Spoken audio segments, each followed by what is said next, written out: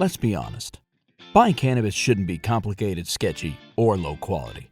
That's why I want to tell you about Mood.com. That's MOOD.com. Mood ships federally legal cannabis straight to your door. No medical card, no hassle. And here's the kicker. The quality is better than anything you'll find at your local dispensary. Yeah, I said it. Whether you're into edibles, concentrates, flower, or just looking to explore, you'll find it all at Mood. And it's not just the variety that makes them stand out. Every product is sourced from small, American-owned family farms that care deeply about what they grow. It's cannabis you can trust, delivered discreetly, and ready to elevate your mood. And because you're a listener, you get 20% off your first order. Just head to Mood.com, that's MOOD.com, to get started. Changes in your vision can happen in the blink of an eye, but with the right plan, they can also be addressed just as quickly. That's why VSPDirect.com offers a wide selection of individual vision plans that give you same-day vision benefits, so you can get your eyes back on track fast. I mean, enroll and start saving the same day kind of fast, all while lowering your out-of-pocket vision costs by an average of $350 a year or more on eye exams, frames, and lens enhancements. Find your plan today at VSPDirect.com.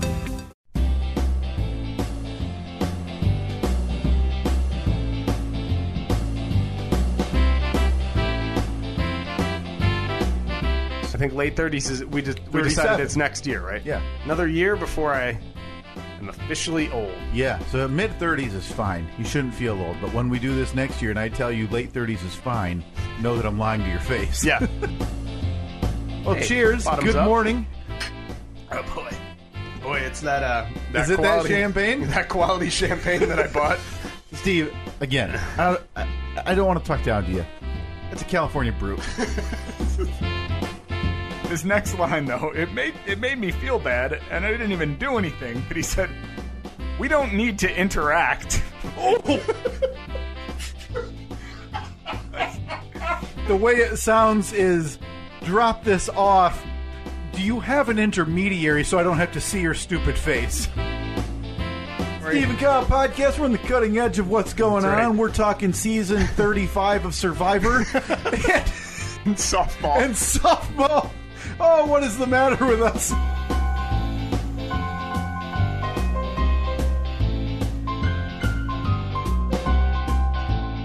Not one thing wrong with us. No. We got all the topics, all the hot topics, all the hot goss. Seen the download numbers. We know what the people want. And if that's that stimulating Survivor talk, then so be it, Steve. Yeah. We got staplers. We got Yep. softball. We got Survivor. Yeah, and there's Three actually... S's. 3 S's are covered. I think you got a fourth. You wait till 2 minutes of awkward conversation. There's one in the review that I had forgotten about. That'll be the fourth S. Oh, I can't wait. The fourth staple of the Steve and Kyle podcast. Other than staples. Other than staples. and staplers. Only of the electric variety, though. You know, we are... You know, we're not talking about those garbage Yeah. Bostons. Yeah, we're picky. Yeah. We're picky when it comes to our staplers. Yep. It's the Steve and Kyle podcast. It is Monday, June 5th, 2017, the year of our Lord. It's a fabulous day here in West Michigan. I'm a little distracted. Yeah. I got stuff going on. Boy. I have, if this episode ends up being about 18 minutes long and then you hear the squeaky door as I sneak out while you're in the middle of a thought, don't be surprised. It's a big day, though. But rest assured, I'll carry this. Because I appreciate told that. you we could just do this in the basement. What I walked into your home while you were doing, you could have just done that down here while we're recording. Yeah. If there's one thing I'm known for, it's filling content. That's true. And if there's another thing you're known for, it's spinning wrenches. Oh, yeah. And helping out Listen, when I need a hand. I'd be handing out tips, pointers. I'm not going to get my hands dirty. They're pretty delicate. Yeah. But yeah, Steve, I walked in today. I got here and again noticed the lack of handicap parking. Mm-hmm. And Yeah, saw it's not you gonna happen. It's not saw gonna you happen. in the garage. Yeah. Which not entirely out of the ordinary for you, but saw you hunched over doing some work. Doing some work, putting in the old Putting work. in the old work, get some elbow grease. It's a big day, man. I got a new bike. Oh boy. I got a new bicycle. Now, Like not a street bike or a Harley, like a bike. I meant to ask you last week when you mentioned this. Yeah. I think you mentioned it on the podcast. Think so. Schwinn, Huffy, or Magna? No. None of the above. Oh, come on. None of the above. So I you're know. already looking down on my Magna Great Trail. No. I couldn't afford such greatness. I'm slumming it. That's what I expected. Absolutely. I'm slumming it with a bike that I had to order. Couldn't just go to the store and buy it, although I really wanted to. Right. Because now I have a bike that I paid a decent chunk of change for. It's not cheap to have a bike, an entire bicycle shipped. What was it, like bikeoutlet.com you go to? Do you treat this like people do with desktop computers where, like, hey, I'm going to go to Alienware and the Newegg and I'm going to get a hard drive here and a graphics and assemble it all myself? Yeah, were you all right, no. I'm going to get these carbon fiber handlebars, but I need the water bottle holder to be super light so I can get that extra speed, so I've got to go plastic. No. This was for a while, for like a year, I've wanted to get a new bike, and Annette and I have been talking about, because she has a bike out in the garage, and we were like, oh, it would be cool just to, each have a bike so we can just go on bike rides. It's just something to do. Yeah. Way to get out. Sounds like you're taking a shot at me, but I can't ride a bike right now. Well, that's all right. I can get one of those little burlies, and you can sit in the back. If we your foot sticking out at a weird angle. I now want to go on a bike ride with you guys. I just need you to duct tape my left foot to the left pedal. To the pedal, yeah. And then I'll make sure every time I stop, I just lean to the right. Because if I tip- lean to the left, tip I'll over. just tip. Yeah, or just pull up next to one of us and just tip, and we'll hold me up with your we'll arm. support you at stop signs and traffic lights. So I found the bike I wanted, and this all goes back about a month or so. When I was in like middle school and high school, I didn't play football. I didn't care about sports. I rode BMX, and that's all I cared about. If you had to estimate your peg size, Steve, you got 1 inch, or would you go 2 inch? Oh, they were like 4-inch pegs. 4-inch pegs, because everybody knows the bigger the peg, the bigger the penis. That's really what I was concerned about in like 8th grade too. And that's what you need to propagate that idea. It's the same reason that you see 19-year-old kids drive around with sleeveless shirts, camo hats, and 38-inch lifts on their 1996 Silverados. Yeah, or driving around in like their Dodge Neon with the muffler that's the exhaust tip that's the size of like a coffee can. Exactly. Hanging out. Yeah, but you can tell they just like wrenched it on there, forced it, because it's rattling. It's looking like maybe a piece of like baling wire holding it on. Shaking like a leaf. So I decided, I figured out the bike I wanted based on this video that a friend of mine posted on Facebook. And it was this guy that he was like my favorite BMXer. He was my favorite rider when I was a kid. Was it Dave Mira? Not Dave Mira, no. He's the one who killed himself, yeah, right? Okay. Yeah, over a year. God, that's crazy. That was like a year ago. Boy, I got to tell you, I think my BMX rider knowledge expires after Dave Mira. Yeah.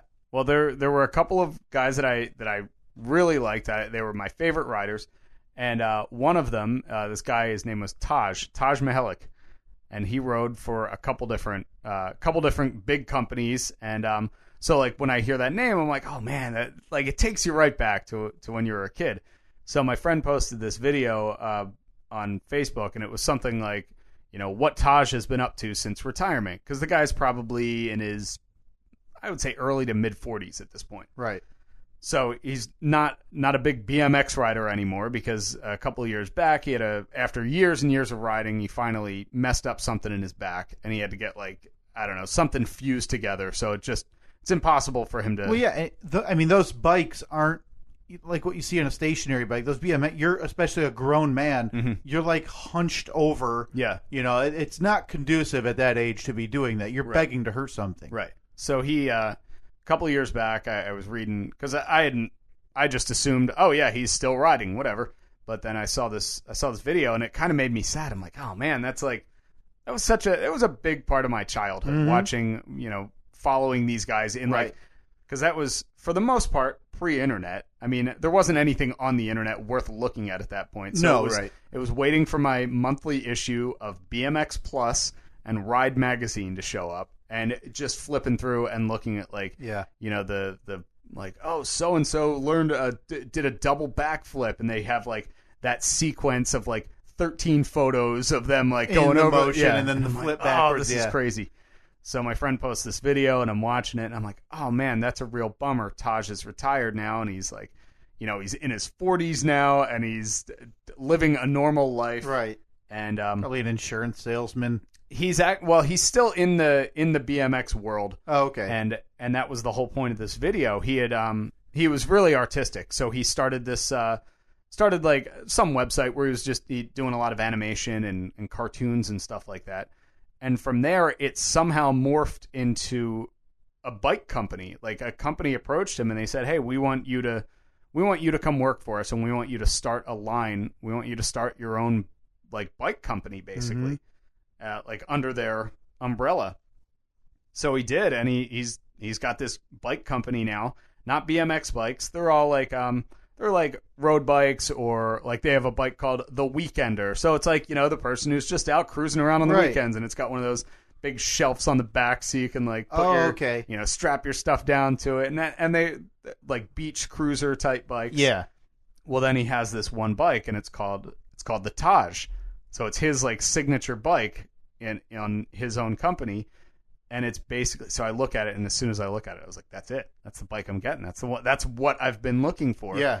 Because it's essentially a BMX bike, but like grown up, scaled up a little bit. So instead of 20-inch wheels, it's got 26-inch wheels, like what a mountain bike would have. Yeah, yeah. But it's built like a BMX bike. Okay. And I was like, that's it. I need that bike.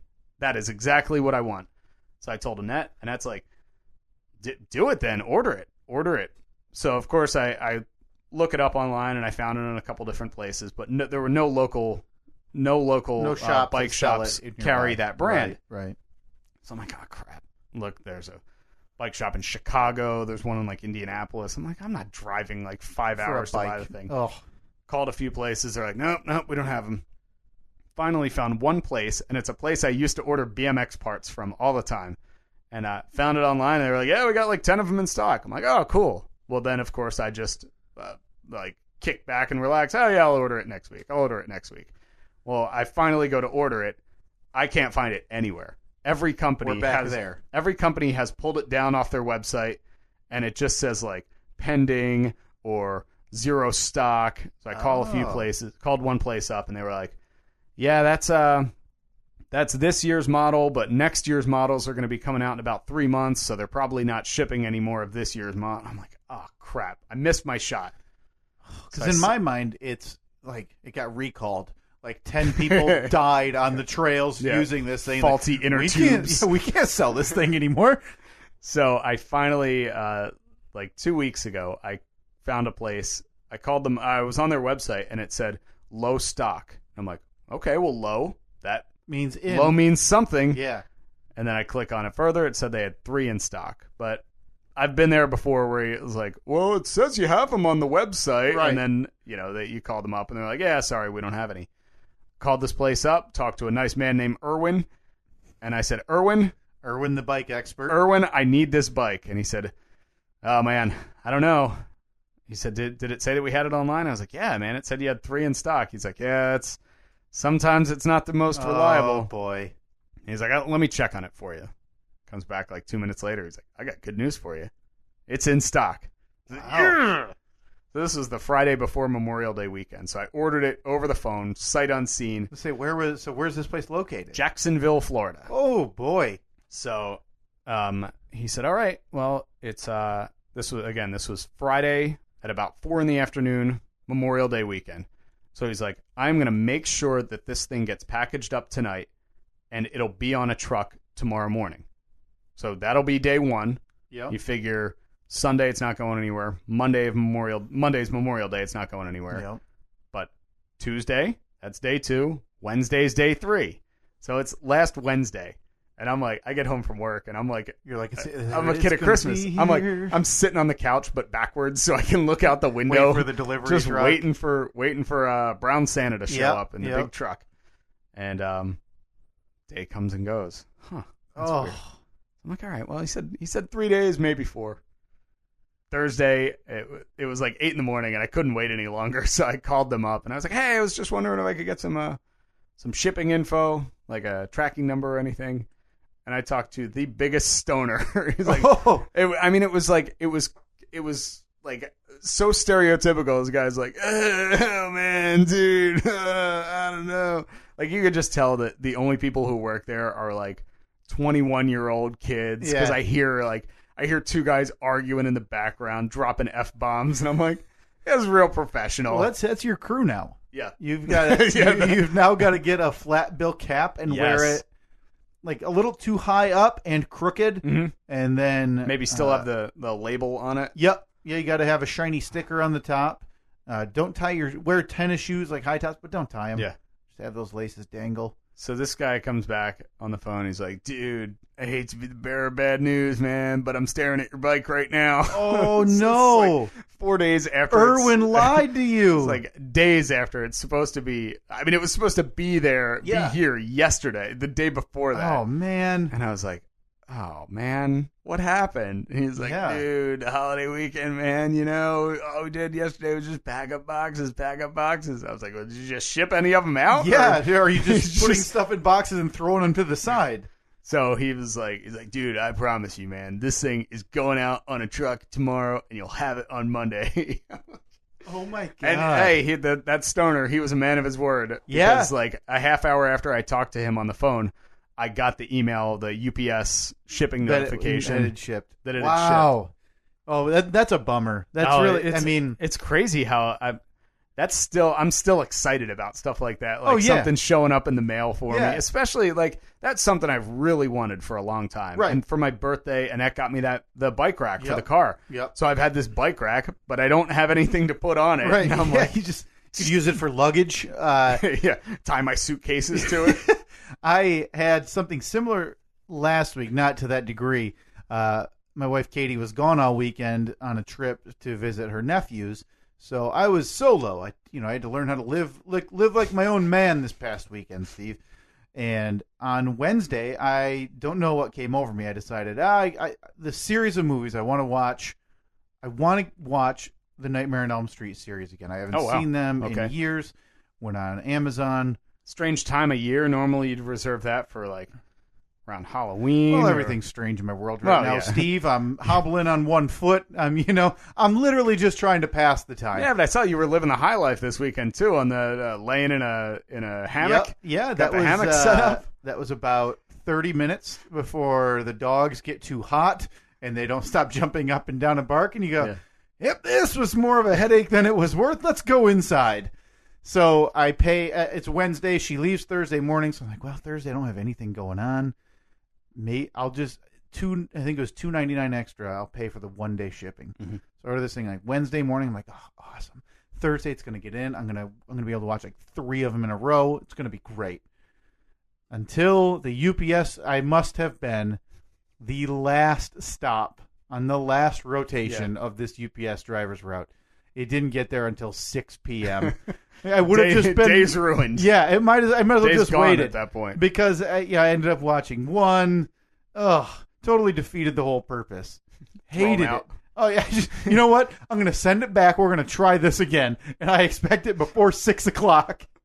I mean, sure, I could just hold on to them and watch them tomorrow, but no. Right, not gonna happen. But no, it's a big day for me too, Steve. I mean, I got to get this in before you sprint out the door. Yeah, I mean, I'm go just get about your second wheel on. Well, that was a good episode. Clocking in at 17 minutes. What do you think? I mean, how much longer is construction for your bike? Because I saw when out there you were just putting handlebars on. You had 0 tires attached. The back tire was on. Yeah, I have to put. I gotta bolt down the handlebars, tighten up the seat. Put on the front wheel, give it a quick once over, check the brakes, put some air in the tires. I would say I could be if I was to go out there right now, I'd be riding it in a half hour. So you need me to kill 30 minutes. Yeah, if you could. I mean, it's not a big deal. We've got a list. I'll go top to bottom. Just go right down. Yeah, I'll do it in the middle. I'll spin the laptop around to you so you can control and I'll do it. like a laugh off the mic to make it seem like there's somebody else in here. Yeah. We can figure that out. But it's a big day for me too, Steve. You saw me when I got out of the car, and I should have warned you to have some momentous music ready. Like Chariots of Fire playing. Yeah, well, I mentioned for the fourth week in a row now, the handicap parking spot was not installed Right, yeah, at still- the Steve still and not Annette happening. household. Yeah, no chance. Definitely going to the authorities on that one. But I get out of the car today, Steve, and this was day 2 for me of this. You only using one crutch. Whoa! I am Look at 50% of the crutches that I was a week ago. So it has been an accelerated recovery path in the last week and a half. Yes, this is what I needed. Getting out of that car. One arm in the air. Yeah. One leg hobbling with a crutch under it. Yelling victory. Yep. So yeah, I'm putting weight on my flimsy leg now. I like how that term is stuck. Oh yeah, it has to. Flimsy. It has to.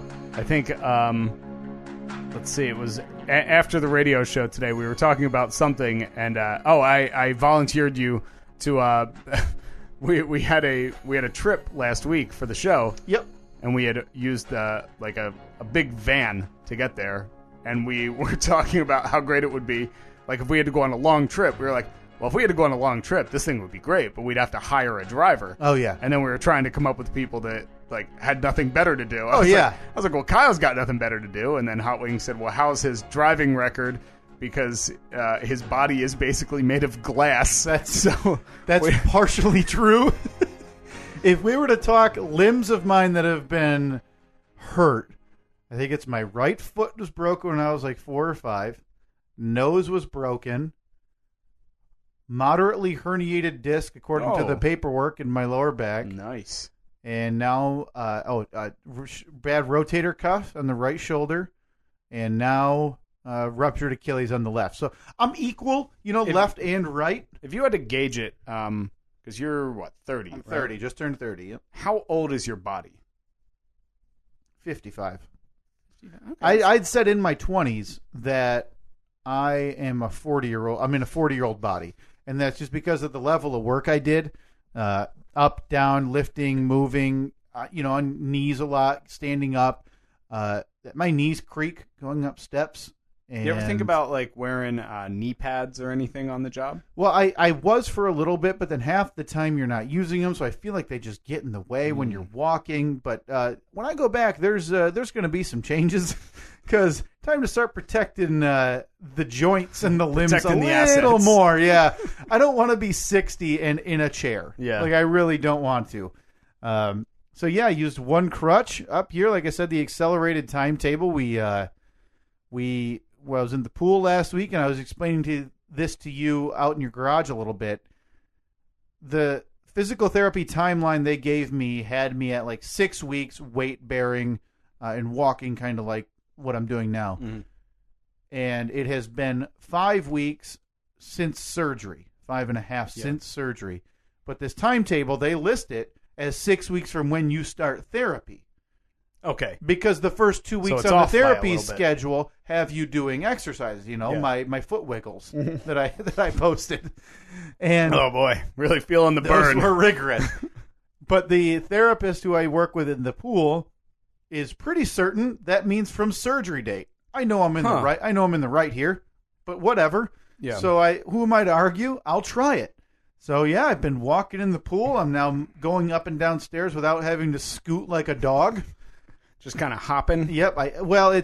So when I have the boot on, I can, I lean on it. I'll put some weight on it. Yeah. When I have the boot off, I can do that to a lesser degree. But I think we're closing in on the old return of the ball player. How many games we got left? We got 5 games left. 6 games. 6 games plus the tournament. Plus the tournament. Plus of course. the tournament. Well, it's good to have you almost back. Expect that you'll be at the game tomorrow. Oh, obviously, yeah, and that's why I brought it up. By the way, the one crutch I had to get used to it, Steve. I think I don't know if I mentioned on the podcast last week, but off air it's been a bit of a joke. It was 2 weeks ago. 2 of our lovely teammates were there early with me at the softball field, and it was a disaster week. It was our doubleheader week where I had a cancellation, 20 minutes left. And half our team got concussions. Yep, half our team got hurt. And so I was making adjustments to the lineup, scratching names, adding names, moving things around. And so I didn't see this. Well, two of our teammates were playing like pogo stick games on my crutches. Are they using them as stilts or so something? They were using them. So they would use the crutches normally, and then they'd lift their like legs in the air and then try to like jump. Good, yeah. So, that's exactly what the cripple kid needs. So they're done. Some busted sticks. Unreal. So I get ready to go to the bench because we were sitting off to the side, and I see one of the crutches looks like a very nice crescent moon. It's like a bow. Like if you're going bow hunting. Yeah, I could use this thing if I needed a giant sized bow and arrow. This would be the starting point. So it's bowed now. Like if you're going into the Hunger Games. Yeah, unreal. So I'm like, well, thanks, guys. And, one of them, said, hey, I have a crutch. I can bring it to you, whatever. I said, as long as it works, it's fine. Well, it did for a few days until this past week at home. I have some hardwood in my house and crutching with it. And then all of a sudden, whoop, it would slide out like there was a spill on the floor that it would. And I go, well, that's weird. I look down, I end up turning the crutch around, and I see that somehow there's a rubber disc. Yeah, like a little foot on the bottom. Yep, and then underneath that rubber disc is a metal disc, and then it's the main post that the crutch goes up into. Well, somehow the rubber circle disc had been punctured out.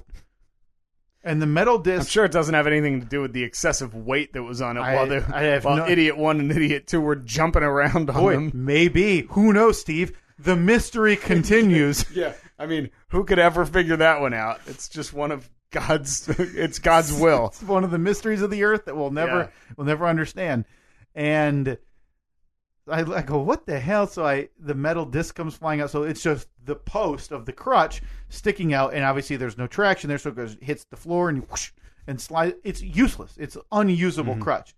I spend like 15 minutes doing surgery on it, where I, take like a chisel and I get the metal disc and the rubber disc back in through, the hard way, pound them back down, and 5 minutes later, exact same thing, just pops right out. Absolutely unusable. So by the time this happens, it is Friday. So I send an email. I take a picture of the crutch, and I take a picture of the bill that I had received earlier in the week from the company. And I send a very nice email saying, hey, I'm not paying this until you remedy this. Very nice. And I sent this at 3 o'clock on Friday. It was like 2:30, and I'm hitting refresh. I'm like, they're going to respond to this, right? Yeah. It gets after 5. I'm like, well, whatever happened. Until I get an automated response at 6:30. This is Thursday, saying, I'm out of the office Friday. I'll be in Monday. Which means you saw the email, turned on your automated notifications because you didn't want to deal with it. Yeah. Said, yeah, we'll kick the can down the road. So I received a call this morning from them saying, so by the way, if I had gone with their timetable, I would have been forced to use one crutch since Thursday. Because why not? Why get back to them, right? Because I tried to call them twice, and there's really no extensions right off the bat. You press, a number, and it's, all right, we're going to connect you to the next person. And music plays for like 10 seconds, and then I hear the connection sound like a person on the other end, and then they hang up twice. So I was like, well, that's like, why even bother at that point? Like, that's not working. So that's why I went to the email. So again, if I had gone with theirs, I would be at, 4 days without a crutch right now. So I had to, needless to say, one-legged monkey my way to my parents because my mom had some old crutches downstairs. So that's what I'm using now, is my mom's old crutches. So I got a call this morning from the company, like, hey, yeah, we received your email. I go, okay. Yeah, you're going to need to go to the local whatever store, which is, it's right by the hospital where I went anyway, so it's in the area. That's close. Make sure you bring the crutches, and they'll take a look if they can either repair it or just replace them. Man, this would have been a nice email Thursday at 3, so I could have gone there Thursday at 3:30 and had this thing remedied. Sure. But now, forget it, man. I'm pretty much one crutch in my way around the world. That's right. At this point you'll anyway. show them. You'll show them. I mean, You know what almost- you should do? You should take your crutch over there. Take the broken one over there. Sit there, make them fix it for an hour, then walk out the door and just throw it into traffic. Throw it in the back of a garbage truck that drives by. Thanks for this! Over my head. Just, Appreciate your help. yeah, like a water Throw it- yeah, balloon. Just throw lob it. Oh, throw it like a javelin. Right. Oh, man. So, yeah, that's what's been going on with me. I've been spending some time in the hammock, doing some reading. Let me ask you. Last Wednesday morning, were Yeah. you also spending some time in the hammock? That was Wednesday afternoon. I mean, I don't know what you're even referencing, Steve. Sure seems like you do because let's see. I mean, I seem to remember last. my Wednesday was pretty free. Yeah, I didn't have anything on my phone pop up. nothing at all, huh? Pool therapy. Not a text or anything, or I mean that, couple- but I mean, couple tweets. I'm just going by calendar notifications. You know. Yeah, so I get into the radio station last Wednesday morning, and I'm like, Wednesday. Yeah. I got an intern today. Yep. His name's Kyle. He'll be here. And so 5:55 a.m. comes and goes. I'm like, it's weird. It's probably just, hey, give him a break. Guy's on crutches, for Christ's sake. He'll be here. Kyle's a man of his word. Right. Because I believe it was just 2 days earlier you said, I got nothing better to do. I'm going to be in there every Wednesday morning screening calls. Yeah, something along those lines. Mm-hmm. Yeah, I believe I actually pulled a quote and tweeted it with a picture of the empty chair. And so the show kicks off at 6 a.m. I think I waited until about 6:07 Did you? after screening like 3 phone calls and deciding that was enough for Well, me. I mean, that's a lot of leeway. It is. right there. Yeah. I appreciated all that. So I sent you a text and I just said something like, so you no go for today or? Yeah, and that I texted you back a little bit later. That one was on me. I meant to tell you the night before. I set my jazzercise therapy up for like 2 weeks. Yeah. And I just told her in the morning to do them, to set them. And so the first one was at 9. That's when I was first at the show. And when I looked at my calendar, when I installed them all later, and I saw that on Tuesday, I saw, it's an early one tomorrow. It's 8. Mm-hmm. I meant to tell you at the softball game, hey, Steve, I'm not going to make it. I'd only be there for, 90 minutes type of deal. So I'm probably just not gonna do it. And that totally slipped my mind until my phone alarm went off at, whatever it was Wednesday morning. And I get going. I'm like, well, on the way to the pool. And, sorry. So, yeah. Well, now, I did give benefit of the doubt because I knew that other than you saying on the podcast that you would absolutely be there. Yeah. I mean, shouldn't have to follow up because No, it that's seemed not the like way that works. seemed like a pretty ironclad Yep. statement. Yeah. But the last time I had seen you was the night before. Yep. So there was no, hey, see you tomorrow. Yeah. So, yeah, I was like, maybe he said he wasn't going to be here. I don't know. Well, Yeah, I'm no, pissed anyway. Yeah, that one's on me. This Wednesday, though. This Wednesday, I have an 8:30 pool. Oh, Jesus. But I can, I do a 6 to 8. I know it doesn't help you a Don't ton. these aquasizers know that you got stuff to do? I've only got 2 pool therapies left, Steve. They're both at 8:30. But this is last Wednesday, so I go back to regular land therapy starting next week. Land therapy. Yeah, aquatherapy and land therapy, where it's going to be stationary bike and stretches and things like that. And I start that next week. Stationary bikes, and you're gonna be hitting the gym in no time. Pretty much, yeah. I'm pretty much already back. Well, I think they still have the opening for. I should go in there right now and apply. After Wayne Dreamboat's departure. Yeah, 5'10", $190, one leg. Let me tell people what to do. Let me tell you, I've seen the people that work there. Yeah, you'd fit right in. Yes, that's my new. I do need a part-time gig. Yeah, pay the bills a little bit. Well, like I said, we might have a surprise trip coming up for the radio show. So if you want to get some hours logged in behind the wheel, I am absolutely serious. I would do that in a heartbeat. All right, because the way I look at that is that's another day down. Well, this would be a span of a couple of days. Would it be like a Friday get home Sunday deal, or it Friday Thursday? Thursday. We'll talk off the air, as they say, because right. there's a possibility of something in the near future. Okay. Let you know. Yeah. I don't know if you've heard. I think that's free time. Yeah. Okay. I've heard that.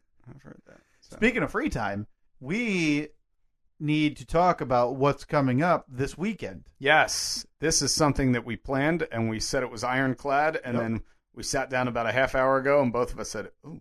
We talked about this on air last week and said we'll iron out all of the details, and we will be able to fully tell you everything about this next week on the podcast. So give us the details, Kyle. Turns out Sunday is the 1-year anniversary of our first recording of the, at that time, not named Steve and Kyle podcast. Right. So the details are as follows. There is going to be a live stream. Yeah. Hopefully you enjoy it. So I'll say this. Talk to you then. We got a shelf. We do. We have a shelf. We need to put the laptop and camera on a shelf. Mm-hmm. Boom. Problem solved. Done. There was an audio cable ordered. I believe the necessary parts are here. Mm-hmm.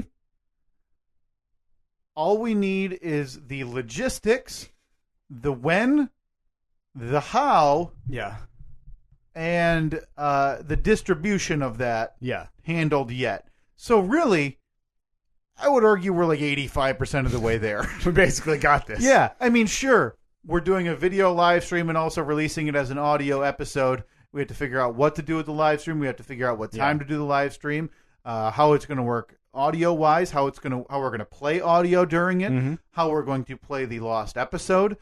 So sure, Steve, a few things left to be ironed out. Absolutely. Yeah. But I would argue 6 days' time.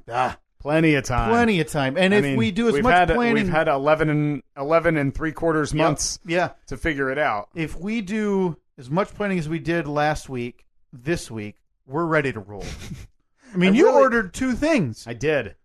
Yeah, and I have them here. They just need to be set up. Yeah, so what's the physical equivalent of ordering 2 things is essentially doing 3 things. Yeah. We're pretty much there. Well, but no, we do have a general time. We'll be posting. It's going to be very important. Make sure you're following and looking on our social media accounts, Facebook, Twitter. Boy, we still do. Still do need to do like a Snapchat or an Instagram. Instagram's weird because you can't post audio unless it's in a video form. So for us, it's just going to be a stupid still photo, and then you can't even post links in your description. It has to be in your biography, your bio section. So Instagram for us probably not we'll the do most Snapchat useful. then. We do need a Snapchat where we can send that type of stuff out and links or whatever. But Facebook at facebook.com/Steve and Kyle. And we do know most of how it's going to happen. Basically, what we're going to do is on Saturday, we think it's going to be around noon Eastern time. Sunday. I'm sorry, Sunday. Yep. Sunday the 11th. Sunday, June 11th, if you're listening to this at any other time.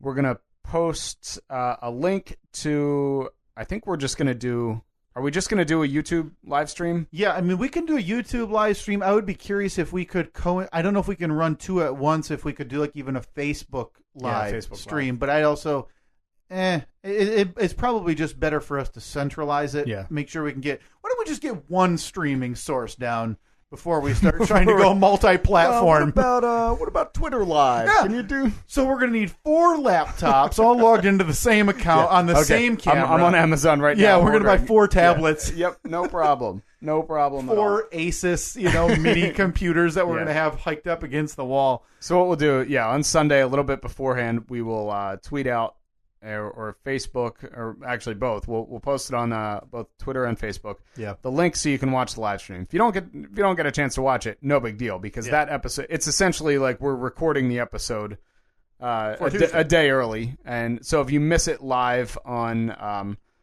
Sunday, it's going to be next week's episode, and we will hopefully be able to archive that video and post it later on, so you'd be able to watch it too. Yeah, the idea, space permitting. At minimum, what we'll do with that live stream, I think we talked about, we'll live stream it Sunday. So if you're there, you can listen to the episode live. Please still give us the download on Tuesday.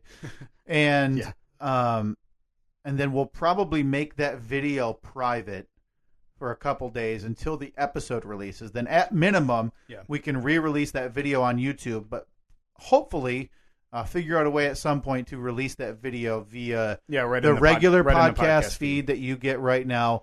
That's a space and financial issue at this point.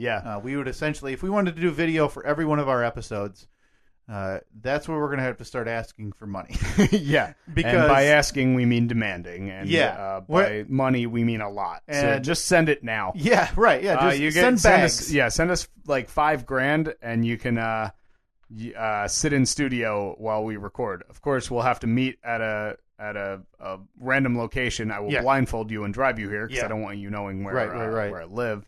Give them the dizzy bat race so they get super spin confused. them around a couple times.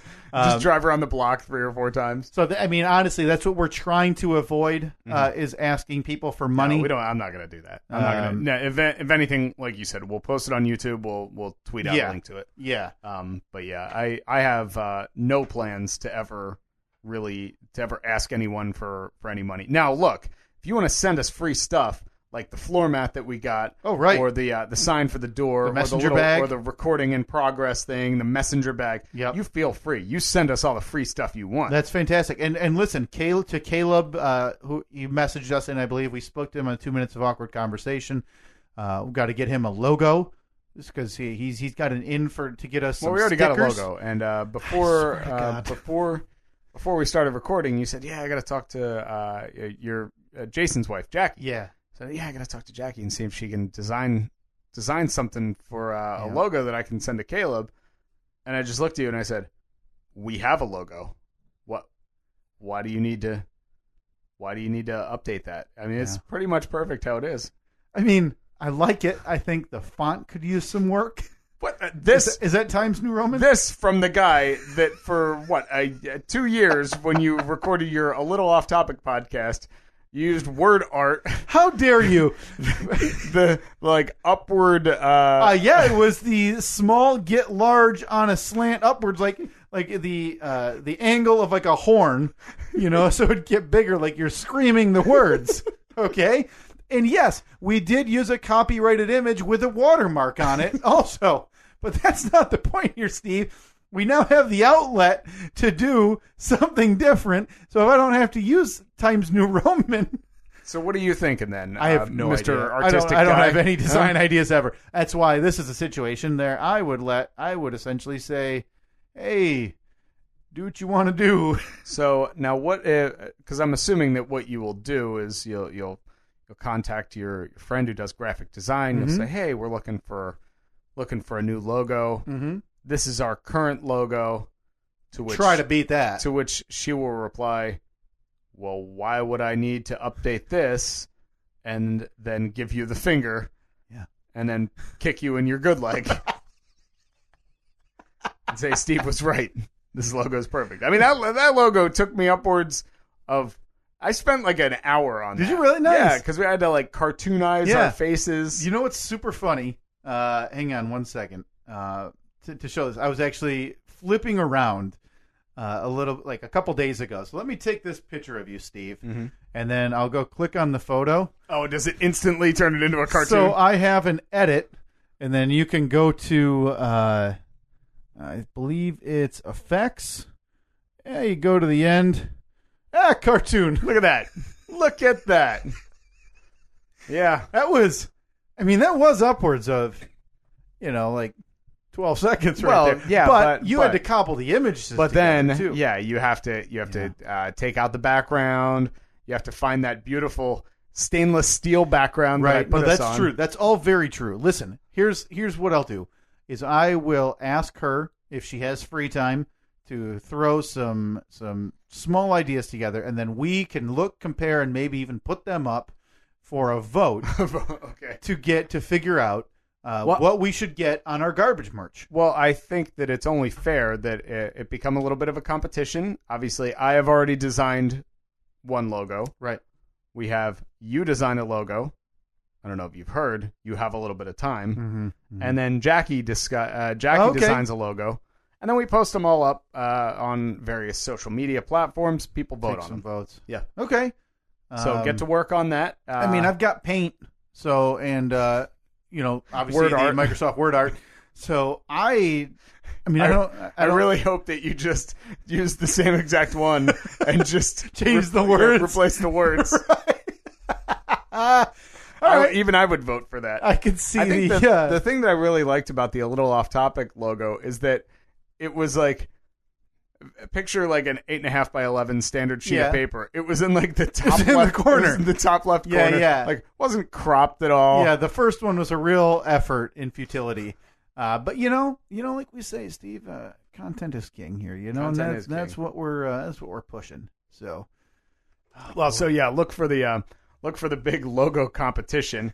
I could make that happen. I feel pretty bad when I outshine you guys. An actual graphic designer and someone who's had our logo for 40 some episodes now. But if you guys need a little, you need to be knocked down a leg, maybe. Well, maybe I'll knock down a leg. Well, like you take you out by one. Maybe we need to be on equal footing here, and that's what this is going to take. Okay. All right. Well, so keep an eye out for the logo competition. Also, again, this Sunday, probably Sunday, June 11th. I got to stop saying this Sunday because we're in podcast world. Yep. So Sunday, June 11th, probably around noon Eastern time. Follow our social media: Facebook.com/Steve Kyle.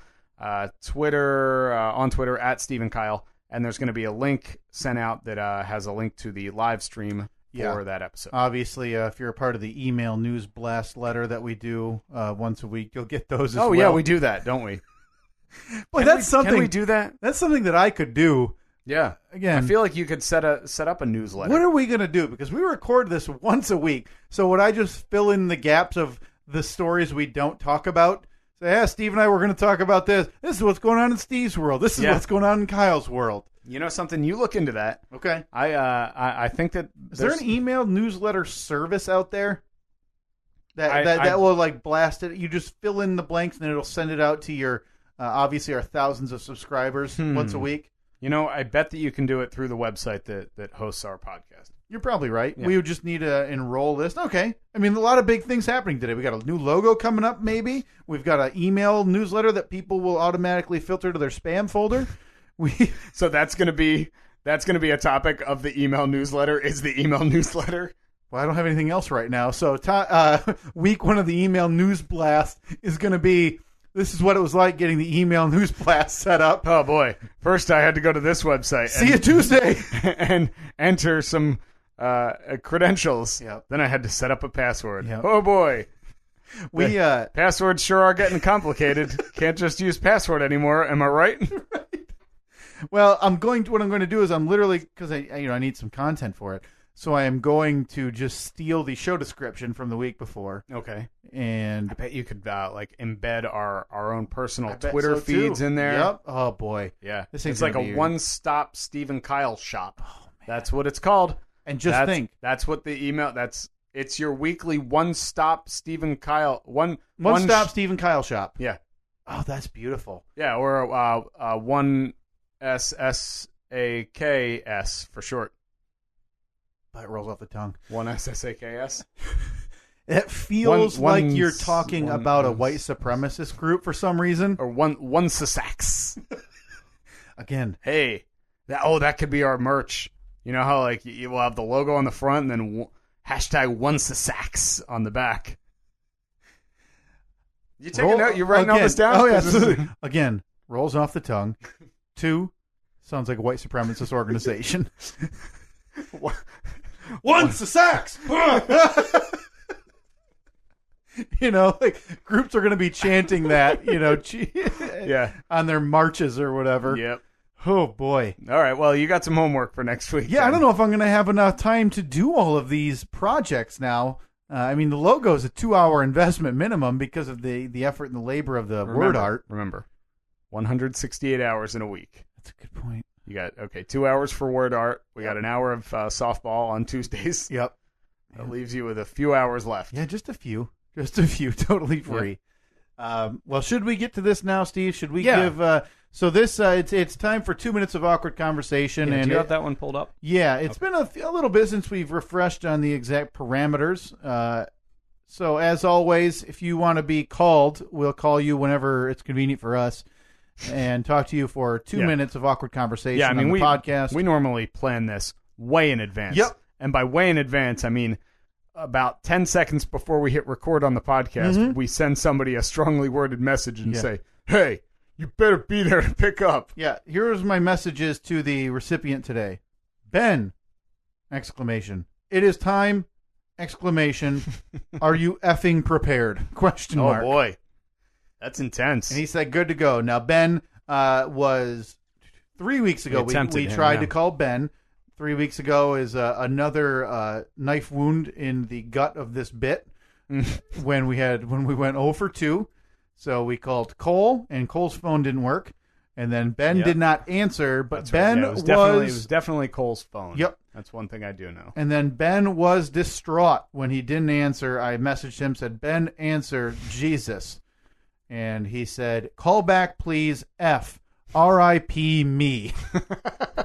Well, at least he's self-aware. Yeah. So his review, hashtag hot horse takes.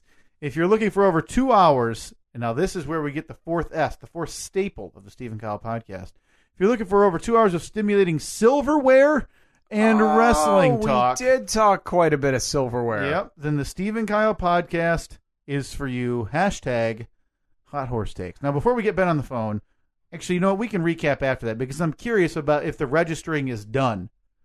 Because you said you'd gone back at least once. We did, yeah. We went back. We haven't done anything since then, but we got a lot more stuff taken care of.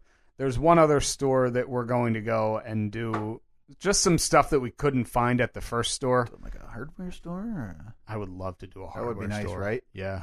We had talked about that. We were like, can you do that? Can I think they do Can you register at Home Depot? You have to be able You to, can. Right? You definitely They have can. the guns and everything, too? Like, Yeah. Can I go walk by the lumber section and be like, I want to register well, for you know like- what? I want treated 2x4s and untreated 2x4s. I want 6 sheets of drywall Yeah. for no reason, just to have. Well, you like to have those on hand. Exactly. You always need them. So need them. Let me guess your secondary store then. Is it going to be the standard go-to, the Target? It's not. It's not Target? No, it's not Target Oh, because now most I'm curious. because the first place we went to was Bed Bath & Beyond. Which is where everybody And goes. for the most part, you can get pretty much everything you need there. Yep.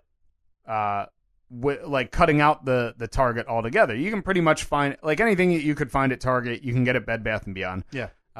So why do two different places if we can get all of it? But at there's one? a lot of overlap among those two. Yeah. Yeah. So, but yeah, that was one we had thought of. But I believe we're doing like a department store, like a Macy's. You know, department stores are the things that they used to have at the mall, and the mall is the place that you used to go to buy things. So you tell me there's a physical spot I'd have to go, drive to, walk around, and pick things. It's like Amazon, but in person.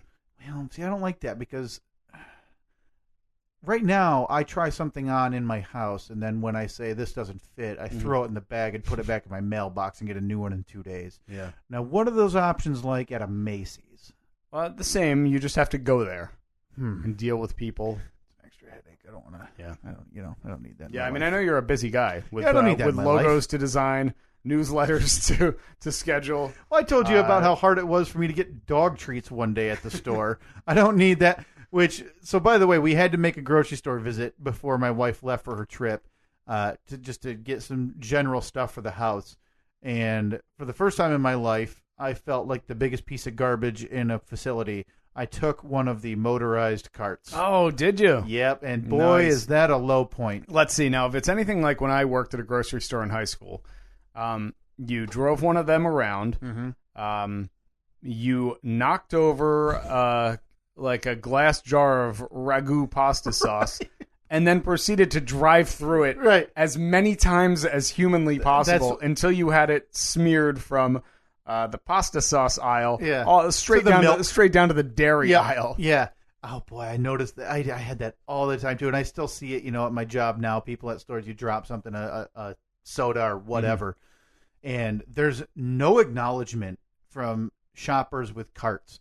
Like I'm standing there, I'm like, hey, I know you're not staring at the ground while you're pushing your cart, but you can see it. Surely and there's a massive brown, pond. Surely you can see the can of Coke that is still spinning. Yeah. With the little nick in it that's just spraying like a geyser. It's a Coca-Cola dreidel, and it's just flying around the aisle. And so there's a pool of brown cola with sugar in it. Yeah. And and you push your left 2 wheels through it, and then proceed to do a zigzag pattern like you're snowboarding down a hill. Have some awareness, for God's sake. Come on. Embarrassing. All right, back to Ben. Yeah, oh boy. We got on a little tangent there. Yeah, so this is Ben. Like I read the review, hashtag hot horse takes. Come on, Ben. Ben? It's taking a while before it rings. Oh, there we go. That'd be nervous. Got it. We got all that post-production money. It'll be fine. Hello. Hey, Ben, how are you, man? Hey, I'm doing good. Steve, how are you? Not too bad. It's the Steve and Kyle podcast. It's me, Steve. I'm here with Kyle. Kyle, say hi to Ben. Hey, Ben. First question right off the bat for you. We can safely say, because you heard our voices when we answered, right? So we can safely say everybody who hasn't heard us, it's on their end. Correct, Ben? Yep. Okay. Yep, sure. I'm glad you're in agreement, because that would have ended this 2 minutes way early. Good man, Ben. Good man. So Ben, Thank what you. are you up Hey, to? guys. What are you up to today on a Monday? We're at 3:00. You responded immediately, so Lord knows you're unemployed. What are you up to today? I'm working right now. I do some landscaping around West Michigan. Oh, okay. So you got a bunch of your coworkers doing the heavy lifting while you're chit chatting. Oh, yeah. Okay, good. There's a few of us that always do that. Okay. Are you doing like the manly stuff, like you walking around with the weed whacker or riding one of those crazy fast mowers, or do they have you doing like the sissy stuff, like pushing a little spreader, dropping seed? No, I ride a mower like a man. Oh, okay. Because in my mind, I thought you may be trimming roses and maybe throwing some mulch bags down. I can't lie to you. I've done that before. Okay, good. Well, then you got the eye for it. So now, is this a job? Yeah. Is this a job, Ben, where now in the winter you supplement that? Do you do the snow plow as well? Yes, I do. I used to have to be out in the cold and shovel, but I fortunately got moved to a truck. Oh, God. Do they actually? Wow. Companies actually have people get out and hand shovel? Now, who's signing you up for a service where you can't get the plow through it? Is that like gravel roads or just small driveways? Small driveways, strip malls, all that. Oh, man. You got to upgrade. Luckily, I'm the good stuff. Yeah, you got to upgrade. You got to find like a rich person with a big piece of land and lots of really wide pathways and driveways, so you can just drive out. You can drive right up to their front door. Yeah. Oh, that would be a beautiful thing. But people don't think like us. How old of a guy are you, Ben? How old am I? 23. 23. Oh, so man. so what's Putting in the old work. putting in the old work. So you've been out of high school for what? 5 years now? 4 or 5 years? 5, 6 years maybe? Yeah, about that. You a married man? Nope, currently single. Oh, look! Why don't we try to set him up with somebody? Do we got Oh boy, I don't. any single ladies in the West Steve, Michigan? you got a game show. Yeah, exactly. I heard that the game shows work well for meeting significant others. Turns out, if you can get on a game show, Ben, and then force your way into that woman's living space within the first few years, you're pretty much guaranteed a play. You know, you can lock that down. Yeah, Kyle, Ben, do you do a podcast? You could build a studio in her basement too. I was just about to say that too. Get my own little APS down there. Yeah, you do and need I'm your own set. studio. You He's do need stuck your with own me. studio. Well, here's what we're gonna do, Ben. At our first Steve and Kyle podcast live show, we're gonna do a dating game. Yep. And you're gonna be the Yeah, contestant. Ben, you're a lock for the first contestant there, Ben. Now, I can't guarantee the listenership or the attendance because we're already talking about doing a live stream for 4 people. So it might be slim pickings. All right. Well, gotta take what you can get, right? well, Ben, last question. I had this one before the snowplow thing gets too far away. Do you pump your fist when you rip people off because you charge them, $400 for the year, then you only plow it 3 times? Is that a fist pump moment, or do you feel bad? Luckily, I'm not in charge of that, so you're just I'm doing feeling doing the work 'cause I'm regardless. getting paid. I'm just doing the job. Yeah. Oh, okay. Yes, I am. So the middle management who's pumping their fist at all of our losses. Yeah, they are. They're extremely happy with the little bit of snow we get. Glad to hear it. All right, well, Ben, thanks for taking the time to talk to us today. Thanks for listening, all right? Hey, guys, love the podcast, love FBHW. Thank you, man, but you love us more than them, right? You know which order to put those in. That's right. That's right. Good man. All right, Ben, take care. You. See you guys. See ya. Good man, that Ben. Yeah, that was nice. Nice conversation. I always like hearing what people are doing, because that, the landscaping sounds like a job. One already that I would never do. I do not have the willpower and to do that. Can you imagine?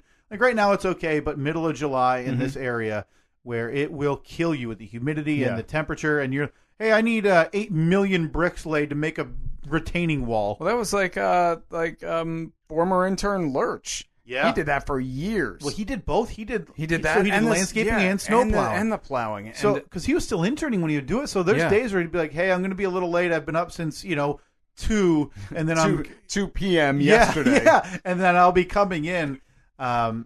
So I mean, it's so weird. That's a job I could never ever do. Yeah, it doesn't. I mean, it would be one thing if that was like this crazy lucrative job, but like, I mean, you hear all it takes is one really bad winter. Where even if you're driving a plow and you're getting a couple $100 from each person for the season, you're still losing money. You end up losing money in the long run. Yeah, it's insane. Yeah, because you paid for it this year, Steve. And how many times did you get your driveway plowed this year? We beat the system. Did you really? Yeah, because I thought it was lesser than normal this year. The place that we use last year, 2 years ago, it was like, I think it was like $225 for the season, for the year. So that's from the first snowfall to the last snowfall. Even if they have to come out 5 times a day, that covered it all. And we were like, all right, it seemed pretty fair. And but then this year they sent us the little flyer in the mail, and they offered like a la carte, like pay as you go. So every time they came out, they charged a little bit. Well, I think it was like $15 each time this year, and they would actually get out and shovel our front walkway too. Wow! So total, we only ended up paying like $110 or $115 or something for this whole year. So we beat the system. We were like, we bet on ourselves and we won. Screw you, plow guy. Yeah, take that. Because that's the way very nice man, by the way. Doesn't matter. You got him. Got one over on him. That's all that matters. Oh man, that is because I've always wanted to do that, but that's my fear. End of the year they're gonna have plowed it twice, and I paid $300, and I'm gonna hate myself. I did that where I paid for fertilizing and stuff for a year, and then I realized at the end of the year I'd paid like $300 for 6 treatments, and it's still not where I needed it to be. It's like, I think I'll just go buy the bags for $25 and get a do it on get a my cheap own. spreader. Yeah, I bought a spreader. Like one of the first things I bought, because we moved in the summer, almost 3 years ago now. I bought a spreader, and then the next spring promptly hired somebody. It's like, I just spent $35 on a spreader, and then couldn't wait to not do it anymore. Like, I can't wait to not use this thing. God, I tell you right now, this was not work I want to do again, so I'm going to pass on that. Now, did you go with the drop spreader, or you go with the broadcast spreader? You go with broadcast. You don't go drop. All right. You're wasting very valuable seed if you go drop. Well, yeah. I mean, plus your broadcast, you're done in half the time. Right, and you don't do I'm not going to do one of those hand ones either. I'm going to pony up. I'm going to push. Yeah, seriously. Yeah, so the only issue you're going to run into is, if you don't overlap it properly, you're going to have areas where you're going to have 8-foot grass, and then you're going to have brown death. The desert next. Brown death. I think we can add a 5th S to the list. Spreaders. We are now spreader chat. I mean, I think we can all agree. Spreaders. You got to go spreader, and if you're going to go spreader, you might as well just go Scott's. Scott's knows what they're doing. I mean, they're not paying for this either. It's the only name in fertilizer, if you ask me. Tell me if you know another name in fertilizing. McAllister. That's that. Sure. I don't know. I am somewhat close to like trying to ask someone to come back out again too, because I've been trying to get like a full lawn since we moved in. And man, am I struggling. We made some changes in our backyard. We got a couple trees taken down. We put a shed in. We took away a bunch of bricks. And for whatever reason, I cannot get like a really nice lawn. And it irritates the hell out of me. Just in certain spots that it's not growing? Right. And then it grows in patchy in some areas. Check your soil's pH? No, is that thing That's I got to the thing. do? Yeah, you got to take a little dirt sample to the old fertilizer barn and see if they can run a test on it. They'll tell you exactly what you need. Huh. I would have never guessed that. Yeah. I've heard people talk about that. Never done it myself. Don't care about the grass. Well, because I've gone to, I went and bought, instead of like the pre-packaged whatever pound bag, when I really wanted to get it in, I went and bought like the nice grade sun and shade seed, got like 4 pounds of it, put it in certain areas and really layered it on. And then I realized that it water drained from the neighbor's tree limbs off, so it's just a puddle anyway. So it's just brown. So 2 years of effort on that, and now I'm just going to throw rocks down. I've given up. Get some of that stuff that they use, like when they're seeding the embankments next to a highway, and they just like roll out that mat, and it has it has everything embedded in it. Just put that down. Yeah, boy, it's not going to go wrong. No, I've been thinking maybe I'll just go AstroTurf. Ooh. Like 1980s Metrodome from Minnesota. You turn your backyard into like a putt-putt course. Oh, that's great. But we were talking about AstroTurf. I don't know why the other day. How was that ever a thing that survived? Like, because that seriously affected athletes' careers. Well, there was an injury. Like you could get turf toe. Turf toe, and then what was turf toe? I don't know the specifics, but in general, the turf was causing so many injuries that teams were, we can't sign this 34-year-old shortstop or outfielder because his knees will explode if he's on that AstroTurf. The only place AstroTurf belongs, Steve, is the Astrodome. Well, the Astrodome's 1. 2 is the Brady Bunch's backyard. Oh, that's true. Yeah, that's the only 2 places I can see. Now, does the Astrodome? No, I think they used to. They have to have grass now. I don't even think that. I think the Astrodome was torn down like 20 years ago too. Oh yeah, it's I think it's Minute Maid Park now for the Astros. Yeah, turf toe is an injury to the underside of the big toe and the joint at the base of the big toe. Huh. No kidding. All right. Well, what is it though? Like a arthritis sprain may thing? Involve damage to the ligaments, tendons, or bones separately or in combination. No, the sprain often is a result of playing on artificial surfaces. So, all right, there you go. There's your turf toe minute here on the Stephen Kyle podcast. That'll answer that. Well, in lieu of me taking care of my yard, and now I have projects, Steve. But I did want to mention, I meant to get to this last week. How I think my weekends now have been being filled up with random binge watches that aren't super planned. Mm-hmm. I mean, obviously, I've been partaking in Cheers for what is that? What do you think that is? 4 months now since we first talked about it. 4 6 months. Beginning of the year. And I am now closing in on the end of season 9. We almost have only 2. How many episodes a season? 26. Oh, good Lord! Yeah, so you've watched over 200 episodes of Cheers. I think I'm very close to episode 200. And the difference is back then with Cheers, now sitcoms are pretty much 21 to 22 minutes. That's it. And they're 22 episodes a season. That's what they do, because TV networks, they'll take a 3-month break for these shows. Right. Well, with Cheers, I think commercials were different back then. They're all 24 minutes plus, and there's 24 to 26 episodes a season. So it's extra long, right? Yeah. But yeah, we're closing in the end of season 9, and then we're closing, so at least 2 seasons left. And then I don't know what I think I'm going to. My friend got me this for my birthday or for Christmas.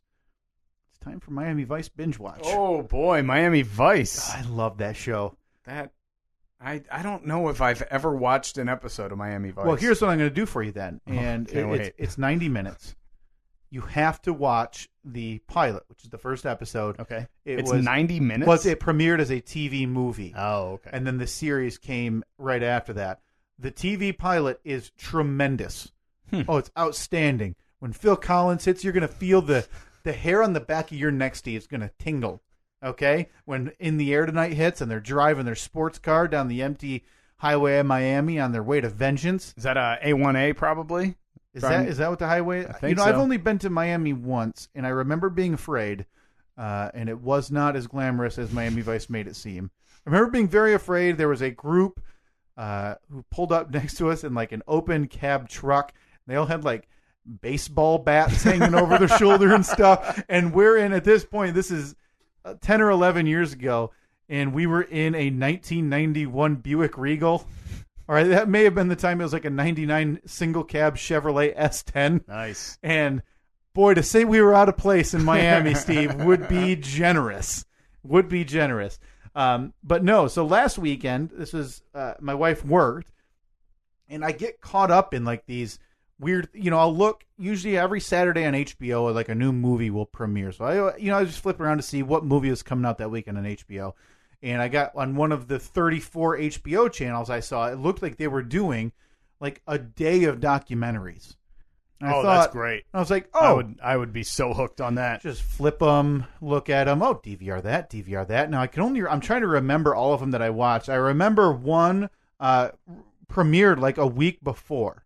And I think our friend Wendy had even written something about it on Facebook called Mommy, Dead, and Dearest. Oh, I didn't see that. Oh, boy. You want to talk about terrifying, Steve. So this is Mommy, Dead, and Dearest. Okay. So it's this girl who essentially it comes down to Munchausen. Oh, yeah, Munchausen. That's where you think you're always sick. Basically somebody convinces you that you are always sick. Didn't Eminem had that? Yep. Yeah. And this is they called it Munchausen syndrome by proxy. So like her mom forced this all on her to the point where they had benefits for her leukemia that didn't exist. Wow. She was in a wheelchair. So that's like taking it to a whole new level. And she they showed a picture of the medicine cabinet and it was looked like a spice rack. Oh, it was unbelievable. Yeah. And they started going, they had printed like a list of medications she would take and when, and it was just like eardrops 4 times a day. Behind this. Insane, right? So she'd go to an appointment and her mom would say, just make sure you sit in the chair. Don't leave the chair. Don't leave it. So she was told to be wheelchair ridden, right? But could get up and walk if she wanted to. Right. And didn't find that out until she started online dating behind her mom's back. And convinced the boy that she had seen like 2 or 3 times, who was also obviously damaged and was into like BDSM stuff. So this poor, I shouldn't say that, but this young girl who's been coddled and emaciated by her own mother is now being essentially forced into this weird sexual stuff by this guy. And then she convinces him to kill her mother. Oh, wow. Didn't see that coming. So at this point, does she know that she's okay? I think she knew the whole time. At least obviously the walking thing, but then they decided to go on the lam, but it was in the news because instead of just running away or whatever, she goes on her Facebook and writes, "That bee is dead. I slit her throat," and yada yada, and it like gruesome, nasty stuff. People are like, "Is this a joke? Are you guys watching a movie or something?" And then another one was like, "I raped that pig." It was very wow. Obviously, I think both very mentally damaged people. Sure. Who did this, and obviously the mother very mentally damaged as well. So they followed her through the court case, and they followed her on afterwards. Her father was out of the picture. Her father is now back in the picture, and met her in court for the first time in years because her mother had absolutely fascinating. Absolutely to watch this girl from where she is at the start. You hear her voice, and it's, "Hi, it's Squeaky," and childish, and now looks and talks like an adult and acknowledges that I told him to murder my mom type of thing. Absolutely outstanding stuff. So I happened to actually see the same director who did that did another one from 2 years ago called Thoughts. Thought Crimes, the case of the cannibal cop. Steve, do you remember the cannibal cop? No, I don't remember. The New York City cop who got caught for being this was on a recently. website. Yeah, 2 years ago. On a website where he was talking about how he was going to kidnap, rape, murder, and eat women. Yeah. Never Did he ever actually do it? No. Okay. No, and so that was essentially the entire case. Was he talked about it online, but also during the online said, "Nope, this is it's just fantasy, yada it's just yada a yada." character. But he was sending pictures of college friends that were women. He actually sent a picture of his own wife to these people on FetLife or FetDomLife.com or something. And the weekend before he got caught, they went up to Maine or Rhode Island or something. Was it like a sting operation? Where No. was he so he wasn't planning on something? Nope. Was So wife was suspicious, put a keylogger on his computer, so she could see like what and he was saw, oh my God, look at this, and turns him in immediately. And so the case goes to trial. They end up convicting him of conspiracy to commit kidnapping and murder, whatever. Wow. Until that gets overturned. Yeah, I was then going to the say, final like, how appeal can they convict him? Yeah. If there was like, it would be one thing if he said, I'm going to, like, tonight I'm going to kidnap and whatever this person, but if he didn't have any plan, right? But that's the thing. I mean, he was lying to these people on this fetish website. And again, if you have HBO, both of these are on there. I highly recommend them. He was chatting with these people on this fetish website, like preparing the cabin right now. I got this. We're gonna tie her up. We got the oven. I got an extra size oven. None of it was true. Ugh. None of that was true. But the idea that he had went on this trip with his wife to see an old friend from college that weekend before, essentially, he got caught and turned in. They used that, saying, look at that. He was doing surveillance. He was surveilling her to commit it. And that one really, really put him behind the eight ball. That's what got him in trouble. He ended up getting out of jail. But this guy, I mean, his name, face, everything's public. Yeah. Obviously, he got fired from the police, from the NYPD, but now he's suing the NYPD because he's innocent. He'll win too. Because he's innocent, and he got fired. But I think it was like last year, somebody saw his dating profile on Match.com. Oh, so him and his wife aren't still together? No, they actually showed some of the texts like afterwards, like, and you can tell that this is one of the more heartbreaking parts. I mean, essentially, this guy has a dark fetish that gets his rocks off. I would say a mental disorder. Right.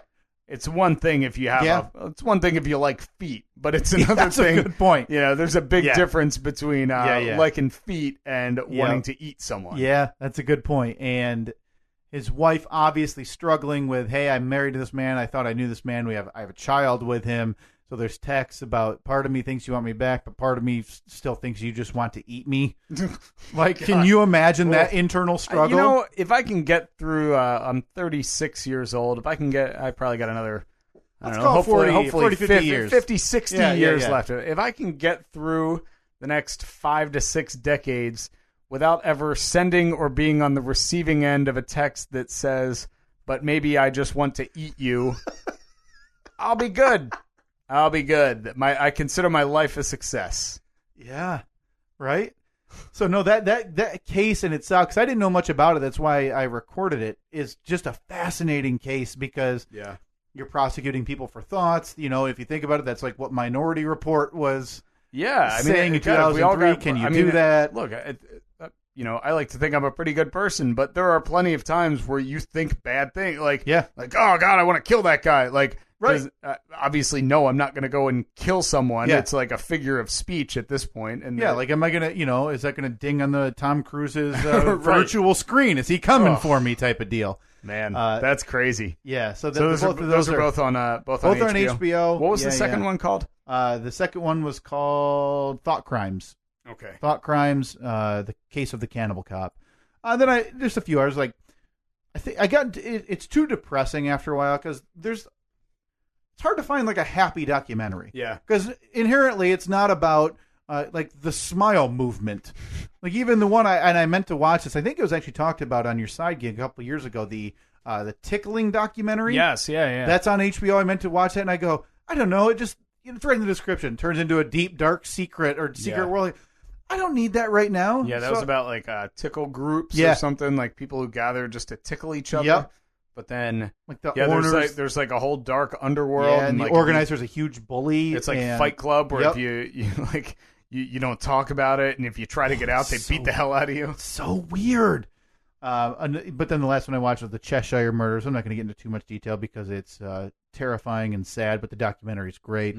House burned down to the family inside that, it's arson and robbery. Yeah.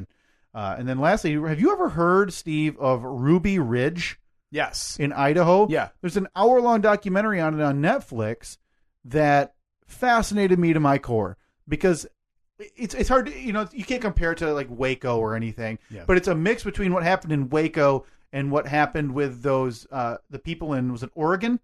The last, 2 years ago who wanted their own land with guns and everything. Oh, yeah. What family was that? Oh, it's going to drive me nuts.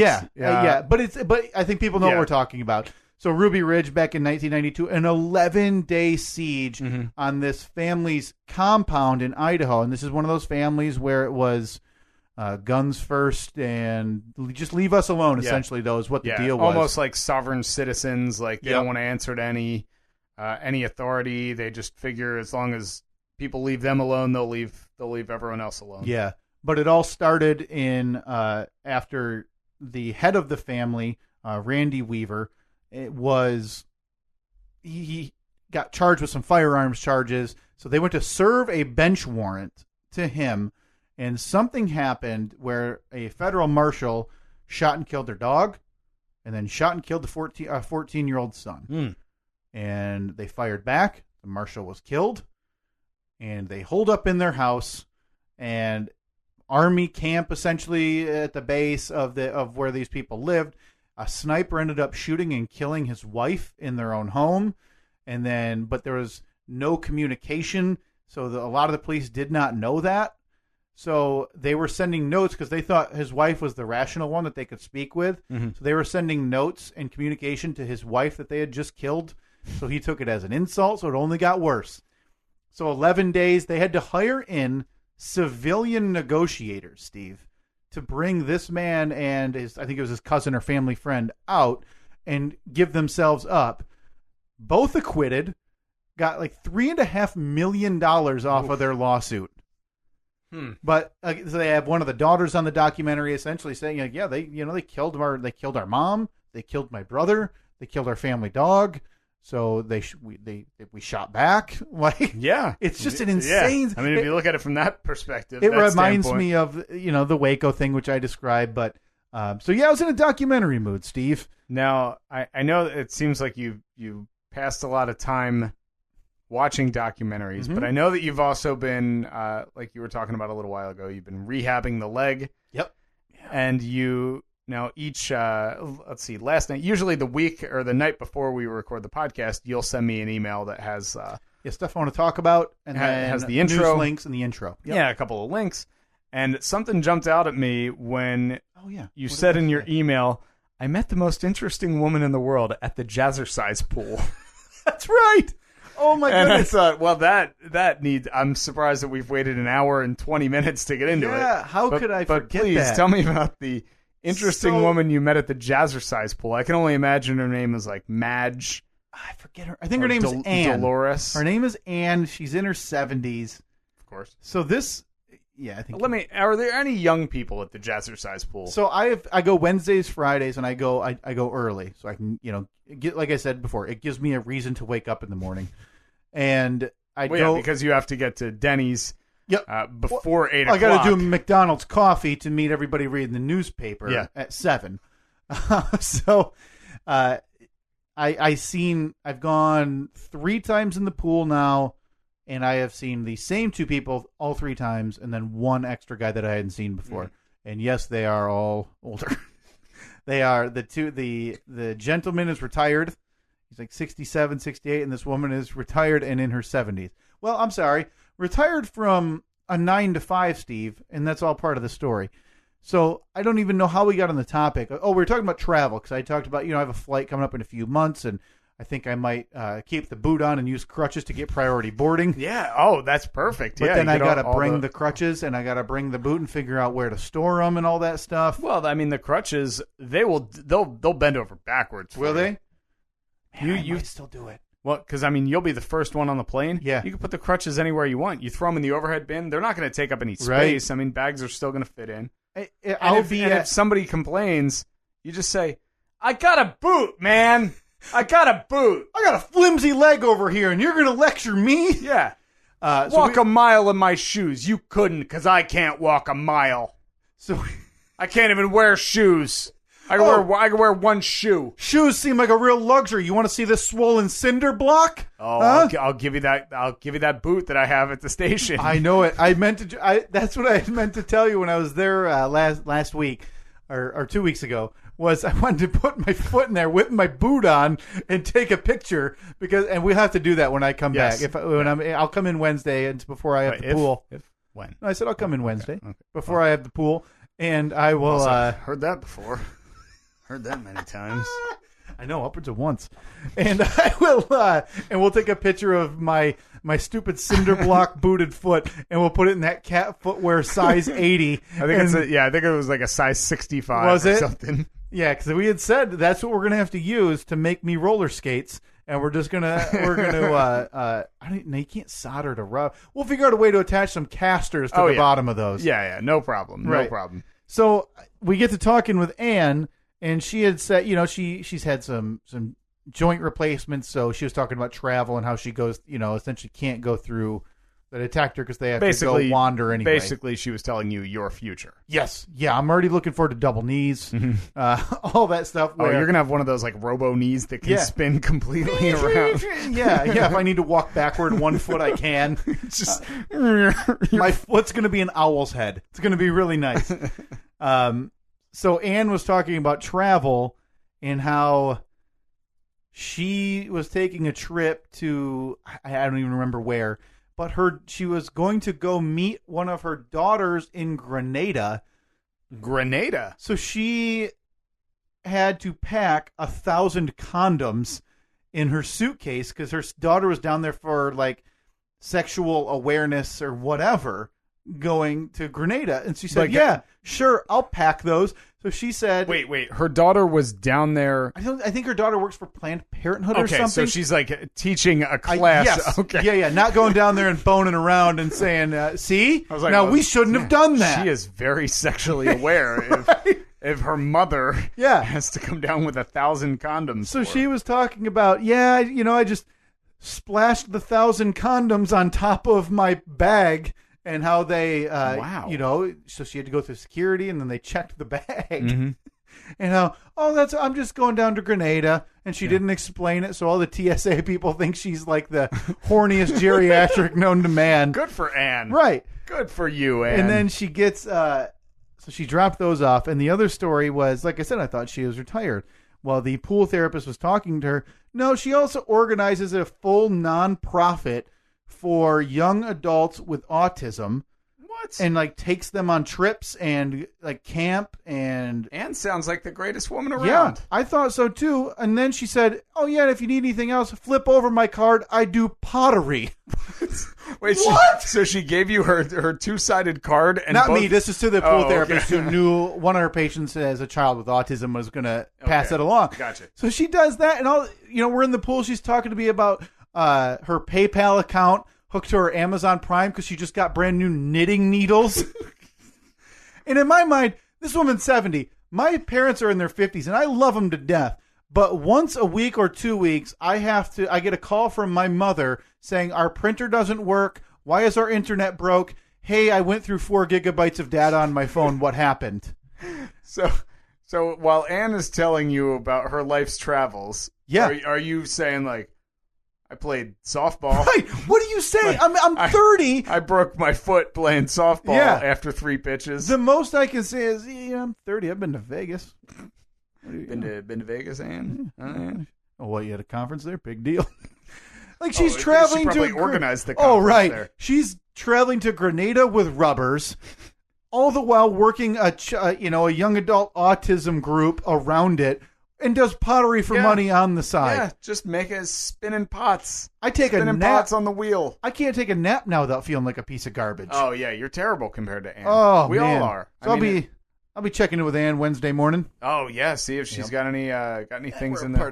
We're part of the early morning jazzercise club. We get there early. The pool jazzercise. Yeah, we like to get that done early. It's such a weird thing because they keep it. It's really warm. But it's just a separate room up like 6 steps because it's just a 4.5 foot deep pool. Mm-hmm. And the pool therapist trains Paws for a Cause dogs. Oh. So she's got this adorable black lab with her all day. and all I want to do is pet that little Oh, guy. you can't. Yeah. She's fine with it because she's doing like the early training. She's to give him back in August, but all I want to do is like, oh hey buddy, like I just want to pet him on his head. Does his dog go in the pool too? No, she goes go to the kennel and that dog just sleeps. But so I'm very curious about this because obviously when they're fully trained and when they're out in the field or wherever with their person that they're servicing. Obviously, you see on the vest, do not touch, do not pet, whatever. And I was asking her about that in general. Is it because of like it'll take them out? She said that their fear is that the dog will run, like chase after you when you walk away or something. And if it's hooked to a person in a wheelchair, big problems, right? So they told her she got this dog as a puppy. Do not look at it. Do not play with it. Do not pet it. Do not give it blankets to sleep on. What? And I almost cried in the pool, Steve. So you can't. So what does she do? Just feed it? Oh, she said he's a great dog. I have 2 daughters. There's no way I'm not going to show this dog love.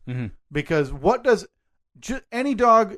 Is there anything they want other than love? Food. So is that just because they don't want the dog to form a connection, a bond? I think with so. her? And they're already trying to get them. They don't want them used to and begging to be pet. And yeah. Man, that's that the makes you feel really bad. The most heartbreaking that thing dog. I had ever heard, and I said, if I'm still here in like July and August when I know he has to go back, keep an eye on him because there's a good chance I'm running out of here. Oh with him. yeah. Well, I mean, you're a cripple now, so you need that dog. Well, and I feel like I'm condemning him to a life of service, which I know that's absolutely what he is, but I feel terrible. We watched one of the. It was to call it a documentary would be a lie, but it was like a puff piece. I don't even know if I talked about it on Netflix, like something puppies. And it was like by the ASPCA and how they got dogs from like a puppy mill and a terrible thing. And how they I watched that one too. I think we talked about that one too. Yeah. And it broke my heart seeing that. Yep. So to see this adorable black lab who just wants to be pet on the head and hugged and knowing in 2 months he will never receive that from people again makes me want to cry bad. Well, that's like the dog's purpose in life is to just be there to be loved and loved. Yep. I mean, because you see those, with military people. There was one on a local news site yesterday that they posted about he was an Air Force member, and when he was overseas, he worked with this service dog for like 3 years. Oh yeah. Well, now he's too old to serve, so they leave. He leaves the service. And this guy adopted him or her, and of course, after 3 years, recognized the man immediately. Oh. The man's on his knees, crying his eyes out. The dog's like hugging his neck. It's I do not get really emotional about much. The worst. Like I don't cry at movies. Yeah.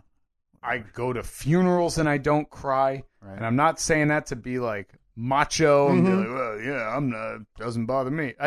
I don't know. Whatever it is, it just, for some reason, it takes a lot for me to cry. But I watch one of those. Oh, you're a mess. I watch one of those soldier coming home videos, and you got the German Shepherd who's just sitting there, and then it sees its master, and it starts doing backflips. Oh, my God. I go over, I find my dog, and just. Oh, I know it. Oh, it's awful. Man, I get like I see GoFundMe's for dogs now, where it's like I'm in, and then I go and I immediately like grab Watson, and I'm like. You're never gonna leave me, right, man? Like you and me forever. I love you, buddy. Yeah. And it's fine. He's got a little bit of a black heart. It's fine, Steve. Well, no. I told you that is the exception. Well, that's the exception. Yeah. I mean, people. I don't care about people. Oh, sure. I care about dogs, though. Listen, Dad coming home surprising his daughter at cheerleading practice. Yeah, whatever. Yeah, dime a dozen. Cute. Yeah. I would rather watch a video of a guy coming home from work. And seeing the dog be happy than one of those. Yeah, seriously. Like, oh, he was gone for 8 hours, man. How'd that dog survive? Oh, yeah. I mean, I talked about it. I'm a mess. You can't take me to a movie. Did not cry, but definitely got teary-eyed at Guardians of the Galaxy. So that'll hit you. Is that an emotional movie? I mean, it hits you at the end. There's a few moments at the end where it is. But in general, you're talking about space fighters. One's a raccoon, one's a baby tree, one's a green lady, and one's a red-veined person. Boy, I think it's hard to get. I think I just had the realization that I don't know anything about Guardians of the Galaxy. I don't know who's in, like, what characters. It's totally different, and you can watch both Is of them. that like Wonder Woman or something? Nope. Totally different. Totally different. Yeah, Okay. This is Marvel. Wonder Woman is DC. Okay. But you can watch both the Guardians of the Galaxy without knowing anything about them, and you'll be Wait, so fine. one is a tree and a raccoon? Yeah, Groot, man, baby Groot, Oh, and one's a raccoon. He's a bounty hunter. okay. But I mean, if you don't, Wait, it sounds like gibberish. well, you have to obviously be agreeable to comic book movies and stuff like that. So if you're not into that whole side of film, it's going to leave you a little bit like. Huh. We should do a comic book movie quiz, or just a comic book quiz one day. Just I'd crush you it. will be. No, I mean you give me the quiz. Oh, you will boy. be amazed I'm at gonna how throw little. these You'll be cards. amazed at how little I know. Which, speaking of something like that, I had mentioned, I'm in the middle of season 9 of Cheers. When I finished this, Jason, like 3 years ago, got me at a thrift shop in northern Michigan. He found this Cheers trivia. I'm bringing it in. Okay. And every We'll do it. week, we're going to do one or two cards, and you're going to quiz me, and I want to see the percentage I can pull on Cheers trivia. All right, so we'll have we'll keep a running total. Yep. And maybe I think we'll that'll post, be fun. Well, maybe we'll post the questions every week on Twitter Yeah. too, and see Yeah, if so you can get them. Yeah, I think that's a good idea because that'll put that game to use. Because who else is going to play Cheers trivia with me? Well, why was that a thing even in the 80s? I get it. It was a popular sitcom. But there wasn't a Seinfeld trivia board game in the 90s, was there? Was there a MASH trivia game in the 70s? I bet there was. You think so? Yeah, I bet. Let's see, MASH trivia game. Because MASH, honestly, MASH should make more sense than Cheers and Seinfeld. Obviously, MASH, I think even more so than the Super Bowl. Yeah, vintage 1984 MASH edition. Wow. Mm-hmm. Now, that still holds, right? MASH, even more so than every Super Bowl, is still the most watched television the program in finale. the United States. Yeah. Which, think about that. That was 1983 or 82. Yep. And that is now think about TV in 1982 compared to TV now and even 10 years ago. How is that? How is it like inflation of people, of population and people watching TV not skyrocket? That's how big a phenomenon that was. That's nuts. Absolutely insane. Never seen an episode. I just happened to type in Cheers trivia. Yep. I came up with a 10 question thing. Do you want to do it? Do you want to do it? I'll look at the time. I mean, sure, we're going to end up bumping stuff like normal. Well, plus, I mean, now we're in 10 minutes, past getting that bike prepared. You wanna go? Yeah! People all on the same. You wanna go where everybody knows your name. Boy.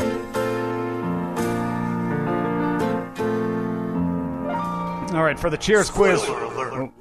Boy, Sorry. Thank God, by the way, there's not like a pantheon of people asking us something crazy like cutting an hour off this podcast every week. Can you imagine? Can you imagine if we had to lose like an hour of content? Half the content. An hour of content every show? How would we get to this?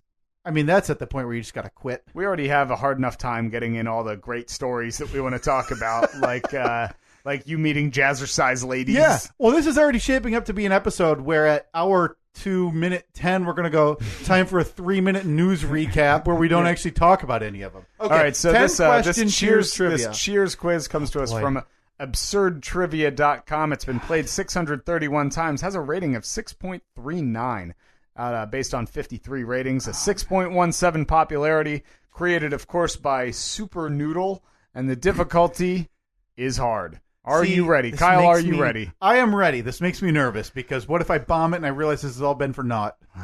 Okay, here we go. Question number 1. What was the name of Sam's ex-wife? I'll give you 4 options. I'll give you Vera, Diane, Jessica, or Deborah. It's Deborah.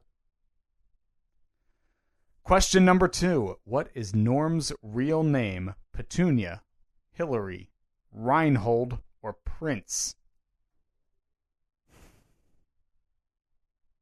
Oh, boy. Call yourself a fan. Hillary. I don't remember that. Question number no. 3. Who destroyed Gary's Old Town Tavern? Was it Gary? Was it Harry the Hat, Sam, or Carla? Well, Here's a real bummer because that's a spoiler alert for seasons to come. Because I know for if they do once a year they do an episode with Gary's Old Town Tavern. Spoiler alert! Hindsight.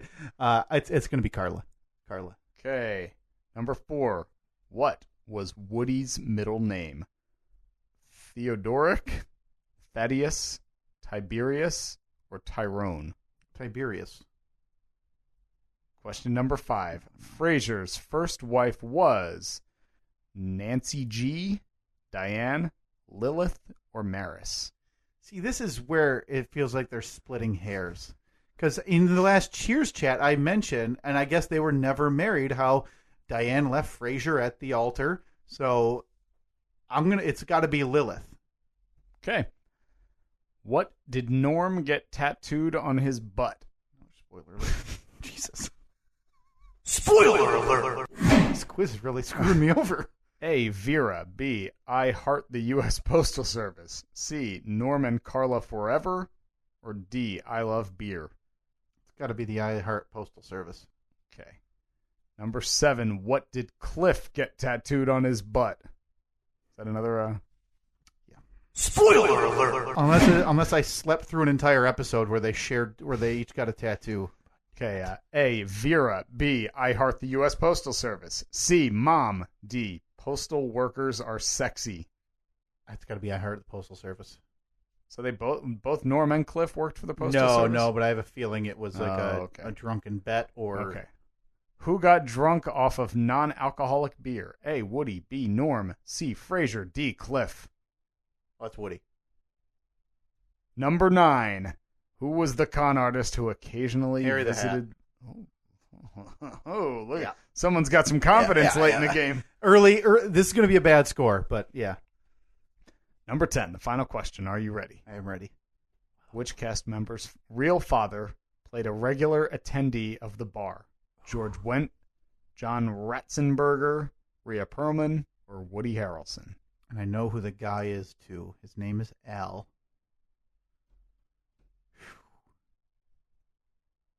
Go with George Wendt. Are you happy with all of your answers? No. You can change any one of them. No, I'm not going to change them. They have but not been submitted yet. But a few of them, I literally have no idea. Like the tattoo one, I don't think has happened. Gary's Old Town Tavern has not happened yet. At least 3 of those I have not happened, and at least 3 of those I don't have a clue what they are. Okay, are you ready to submit your answers? I'm going to guess I got 4 out of 10. I feel terrible. Submit your answers. I hate it. I hate everything about this. I feel like I really screwed the pooch, Steve. Got some good news and some bad news. What do you want first? Give me the bad. Well, the bad news will actually give you the good news as well. So okay. I'm going to give you the good news first. The good news is you did better than you thought you did. Hey! Bad news is you scored 50%. 5 out of 10. Dang it! Yeah. Well, give me the rundown of the ones I missed. Okay. Hold on. What is this? Oh, okay. Okay, so ones in green are correct. Name of Sam's ex-wife, Deborah, correct. What is Norm's real name? Hillary. Who destroyed Gary's Old Time Tavern? Carla. You answered Carla. Correct answer, Gary. Which, by the way, want that as a spoiler alert again, because that is... Spoiler alert! Oh, yeah, don't worry. I'm looking I just Googled the tattoo. That is season 11. What was Woody's middle name? You said Tiberius. Correct. Yep. Fraser's first wife, you answered Lilith. It was Nancy G.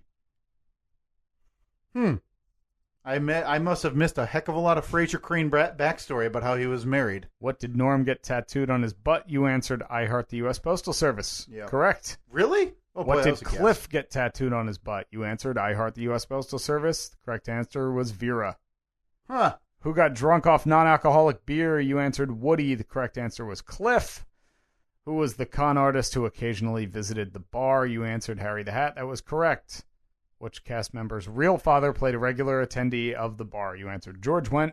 Correct answer, Rhea Perlman. Okay. I have a feeling I know who the guy is. I just didn't know who it was. Because that show has some of the weirdest cameos you've ever seen. They had the Joint Chiefs of Staff. Oh. For whatever branch of government. Yeah. He came in the bar. They've had Wade Boggs. They had... From the Red Sox? Yep. He was at Red Sox, They right? had Michael Dukakis. Oh, former presidential candidate. Yep. They've had like the governor of Massachusetts in the 80s. I don't even know what his name was. But yeah, they like the weirdest cameo appearances that you can imagine that not relevant to anybody, but they're just quick hitters. I'm trying to remember because there's a couple athletes, but I got to tell you, I'm hurt because 50% is no good. All right, well, that concludes this week's episode. You wanna go where people know people all are the same. You wanna go where everybody knows your name.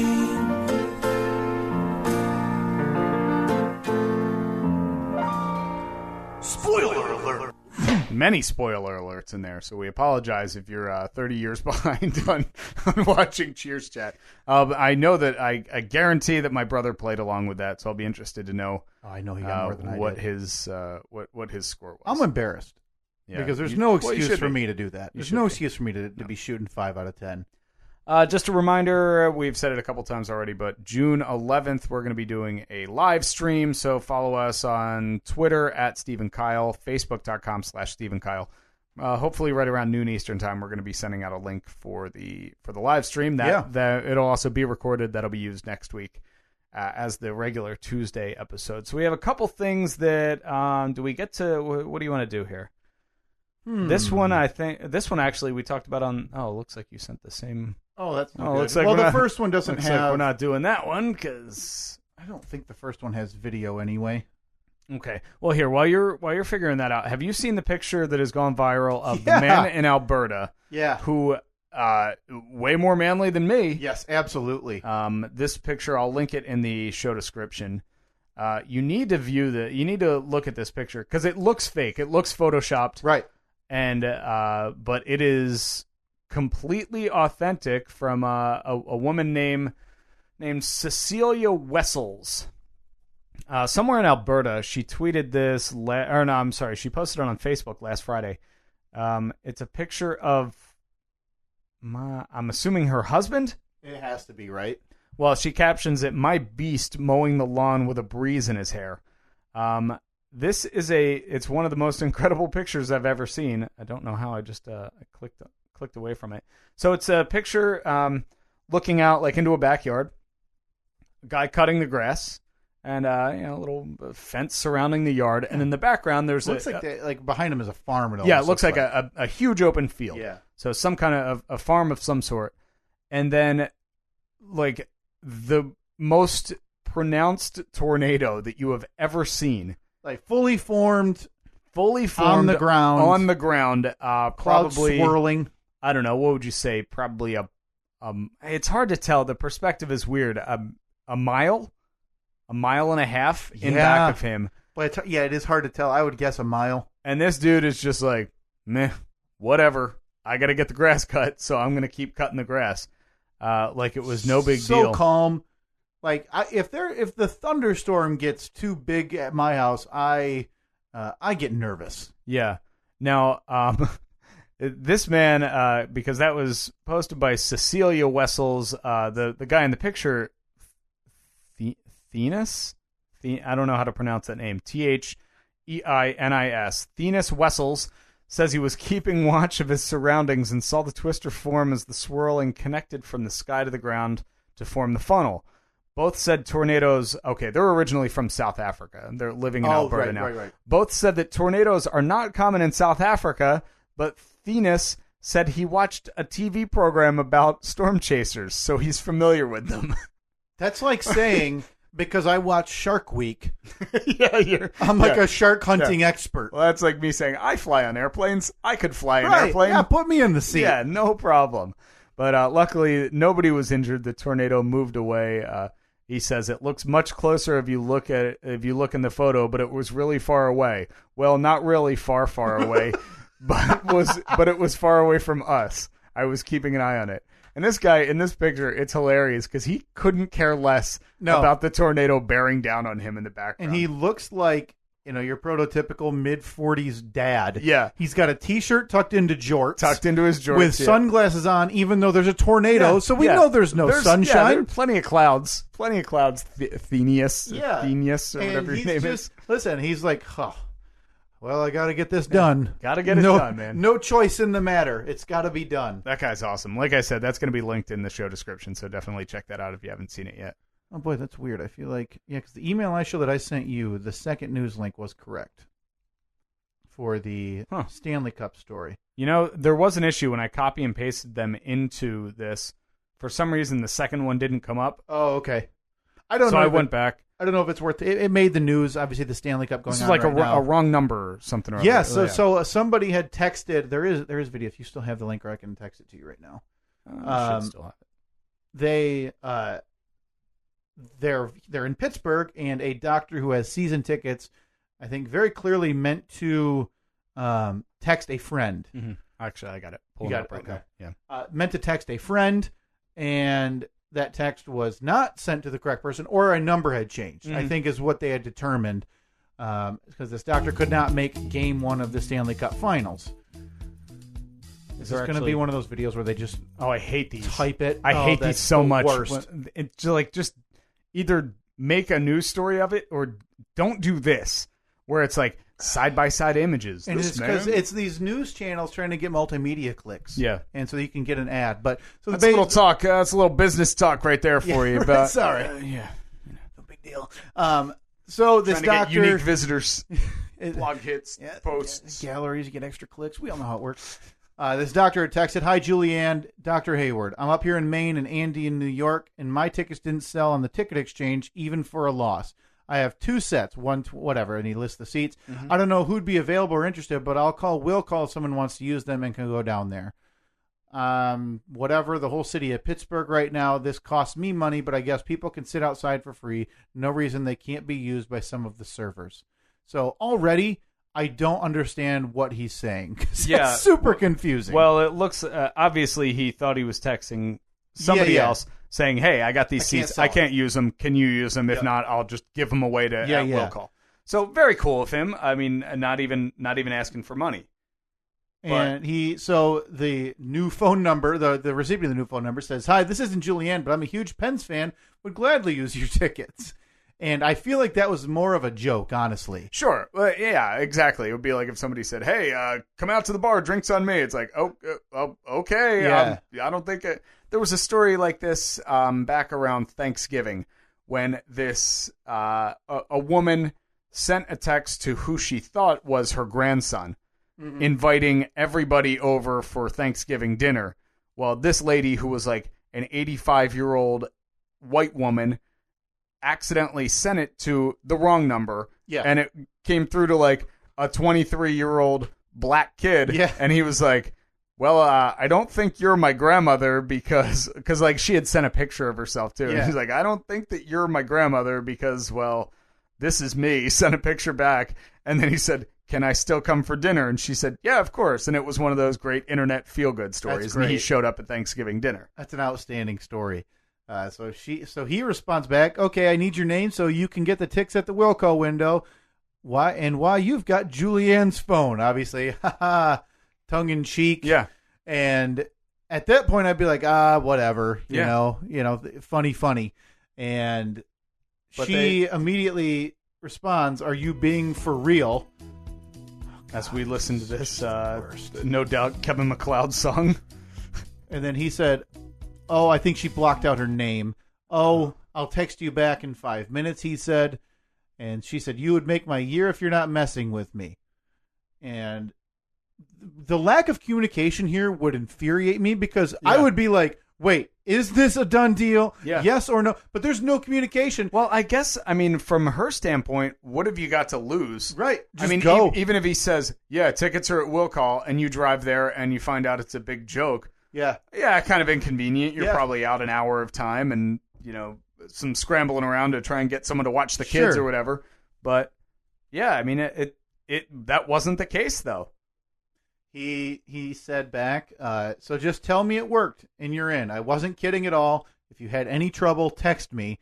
And then I don't know how much longer later, "We are in. I can't believe this. Thank you so much." And with a a picture of like, those are good seats, 10 too. feet from the ice. Yeah, those are great seats. Unreal. And if you look, I think the doctor in the story, I mean, he's okay financially. So it's But yeah, they interviewed him in the story, and it was, I mean, I just couldn't use him. I wasn't trying to do some noble act or anything. Right, Like, yeah, you're just being a nice guy. Thanks, but yeah, no, that, can you imagine? Oh, Getting man. ticket, yeah, especially if you're such a huge fan. Because Well, yeah, and it's the Stanley Cup final. You know, it's not like a Wednesday at 7 in the regular season. It's Stanley Cup Finals Game 1 or whatever. Well, the fact that it went to somebody who actually is a hockey fan. Yeah. I mean, I know that it's rare. Pittsburgh's a big city, but even in a big city, 8% of the population is actually going to be a hockey fan because no one likes hockey. No one watches hockey, unfortunately.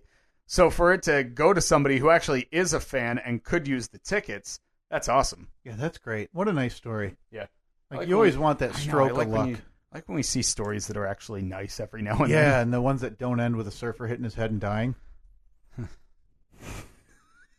I mean, obviously, see, that's a hypothetical, that's right? a figure of speech. That's right? a hypothetical. I mean, there's nobody who would ever actually do something like that and bring that story in under the guise of it being a good story, no, right? No, not at all. No, not I mean, all. that'd be crazy to me. Yeah. That'd be just nuts. Whew, wouldn't believe it. Boy, sure is a shame. Rest in peace, that guy. that's very, rest in peace, that guy. Yeah, don't know his name. Listen, let's be honest. We can kind of agree after the fact with him. His life wasn't great anyway. He was living in a van. Taking care of his elderly father. Yeah. If you had to eat one food only for the rest of your life, Pizza. what would it be? Pizza. Yeah, because you didn't even think about. Well, that. because for me, and it's not like this undying love. Like I'm a normal person. I like pizza, but it's also a food that, if I have it on Saturday and then like Katie's working on a Tuesday, I can make a frozen pizza and eat it, and I'm fine. But if I do that with go grill a hamburger and have those 2 or 3 days in a row, I'm like, I'm good. Okay, but now to be clear, what kind of pizza? Because you only get one. You get one kind. You're ordering it from, if you get it from Vito's every time, that's where you're getting it from. I'd go Jack's Frozen. I've never done anything wrong. Jack's Frozen. Now let's talk a couple layers. One, they're affordable. Okay. And two, slightly too big for one person, but that's not going to deter me. No, it's going to really, it really makes you full. And honestly, you don't really have to worry about that because if it's too much for you at breakfast, you just have to eat the remainder at lunch. You eat the 1 or 2 pieces left at lunch. Okay. It's totally fine. I think I go with the delivery or with the chain pizza thing. That's hard to decide because you're right. Now, what I want to know is because this is from Uprocks, but I think it was a list. Was it like a poll or was it Ranker? Yeah, Ranker. That's right. Ranker did they basically said they created a list of all the foods we've chosen to go to the grave with. Basically, they surveyed people and said if you could eat one food for the rest of your life, what would it be? And they gave the top 10 here. Now, what I want to know is it so it's one food. It's not one meal. Right. Yeah. I mean, so if it was one meal, it would be steak, mashed potatoes, steamed broccoli. Could you really see yourself doing steak 5-6 days a week? Oh, I would love it. I mean, really? Obviously you have to remove all rational thought here because this is if you eat pizza every single meal for the rest of your life. This is beyond a hypothetical, obviously. But so they surveyed 25. They got 25,000 votes. So here's the top 10.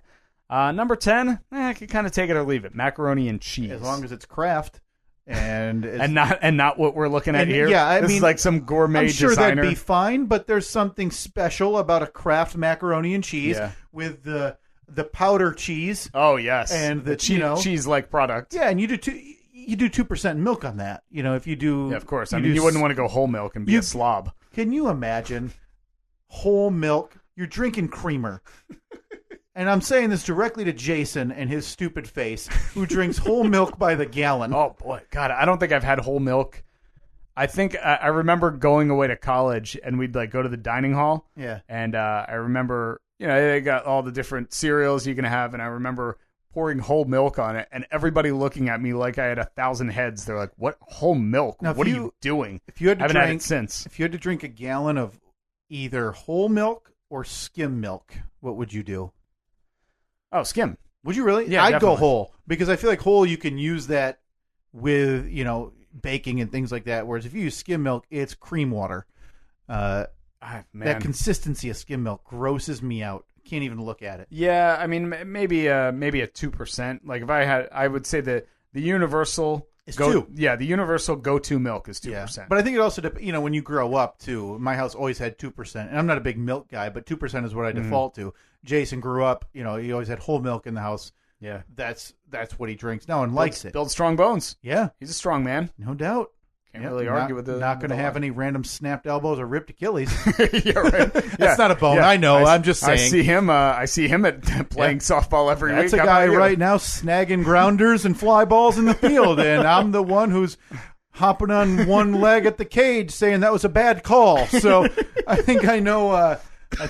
Which side I should be on. Maybe I should go whole milk for God's sake. All right. So number 10 on the list was mac and cheese. Number 9, oh boy. See, this... It's too generic. It's way too generic. Because I don't want crab rangoon forever. Crab rangoon's delicious. Oh, no way. Now, what is... This is... I don't know what that is. These look like they're probably some kind of fried wontons. Yeah, that's a shape I'm not familiar with, but... Yeah. Yeah, so number 9, they just have Chinese food. Yep. Now, if we're talking Chinese food, you're crazy if you're not picking boneless spare ribs. I'd go General Tso's. Oh, boy. Oh, General Tso's, yeah, and then you got, that opens the door to the whole sweet and sour chicken, you're right. sweet and sour pork. Yeah, boy. Too many options. Way too many options. You know options. what? Fried rice. just fried rice, yeah. All right, number 8 on the list is... Wait a minute, did they... I think it was all one. Yeah, I know, but I'm trying to... this is so vague and has the potential to encompass so many different foods and thousands of years of culinary which is why tradition. it shouldn't be on the list. Yeah, exactly. It's like they're acknowledging how terrible it was. Number 8, I like it. I like it on a cold winter day with a cup of tomato soup. Yep. Grilled cheese. See, I think that makes sense for simplicity, Steve. Tell me, there is actually a tweet. Effort to enjoyment ratio, there's no food better than a grilled cheese.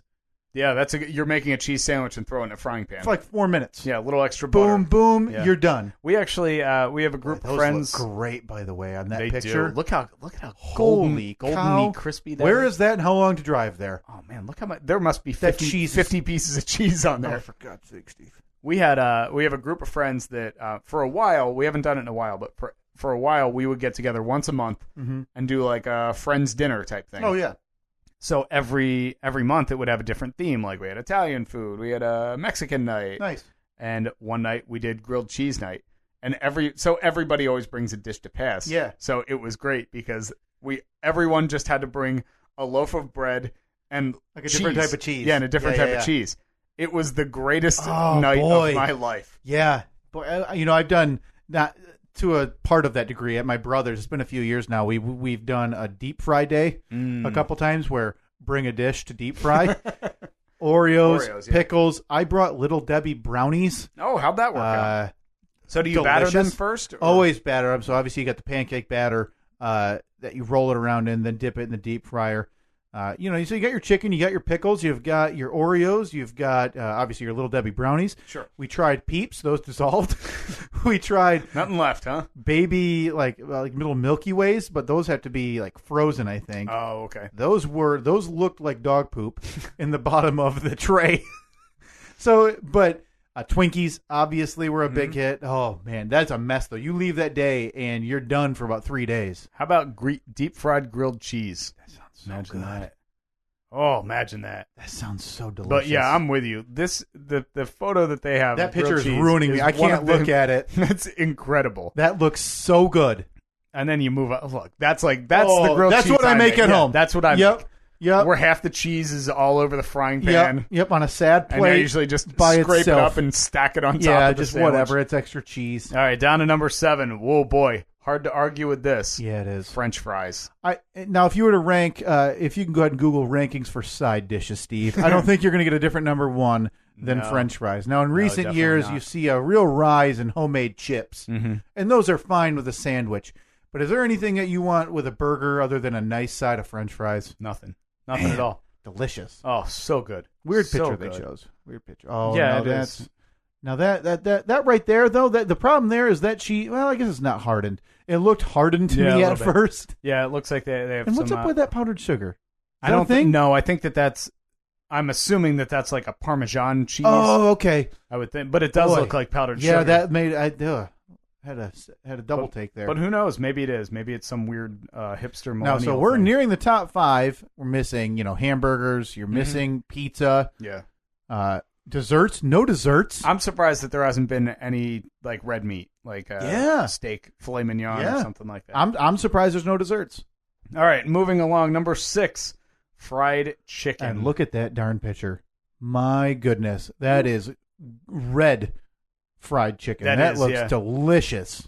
Oh boy, that's really good, man. I love fried chicken. And you can tell I don't eat it nearly enough. No, because it's it's difficult dish to make, and then it's a mess.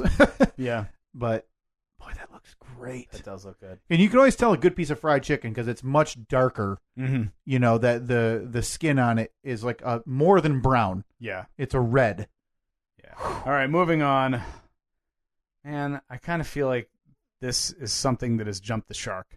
Well, the picture right now. So number 5 is bacon. Yeah. But looking at the picture, that looks like grilled Canadian bacon because those are like 4-inch thick slices. That's a piece of ham at that point. Yeah.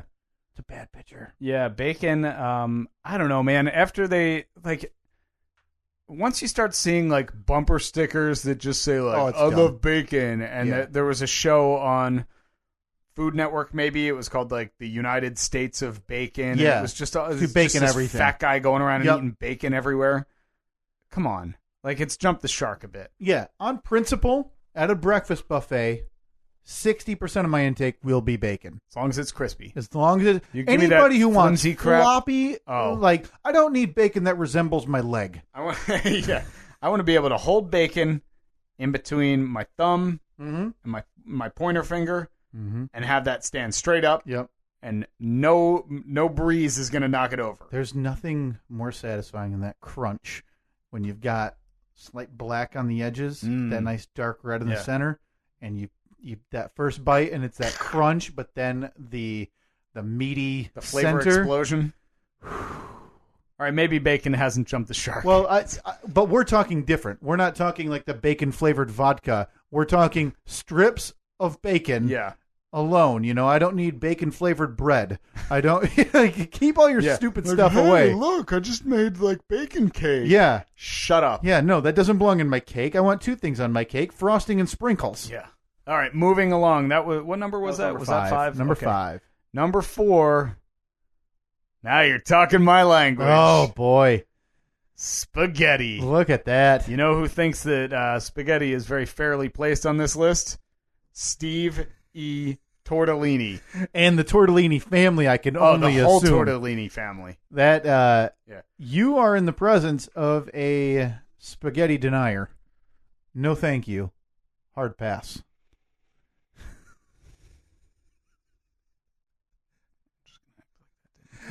I'm not a huge... That's a one, a spicy meatball! I'm not good with spaghetti sauce, I think is my issue. Do you end up with it all over yourself? No, I don't like the super tomatoey ones where there's big chunks of tomato and stuff. Oh, man. No, Love thank them. you. Love them. It's like that marinara. Now, as they say here, depends on the spaghetti. If it's just noodles and sauce, this is an awful ranking. Add a meatball and you may be onto something. What's the cheese situation? These are all very valid questions. Right, because if you're not doing fresh grated Parmesan on top, you're wasting my time and your own time. Yeah.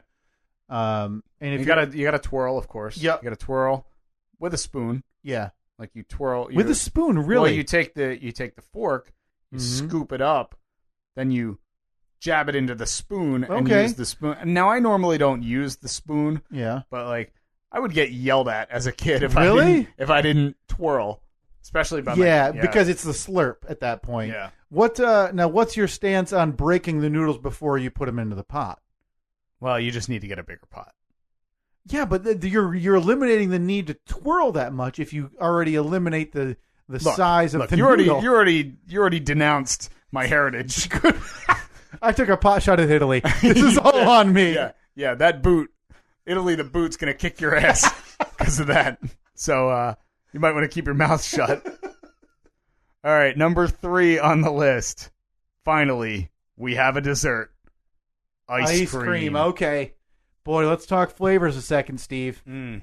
Now, I know my wife is going to pine for chocolate chip cookie dough forever. What exactly is this? That looks like a strawberry alien. It looks like that bacon from the... Yeah, oh my God, it does. That looks like strawberries that they smashed and then froze into place. That looks terrible. Yeah, that doesn't look good. No, you know what that is? That's a kidney. That looks like it's a shredded kidney. Holding ice cream cone, and then 8,000 hashtags, and they're all about how he used a filter. Do you really need to use the hashtag Instagram? And it's on Instagram. Hashtag quotes. There's no quotes. Hashtag interior. Hashtag You're outside. Hashtag designer. You are outside. So you're hashtagging your profession? Yeah. Interior home designer. I'd hate that Okay.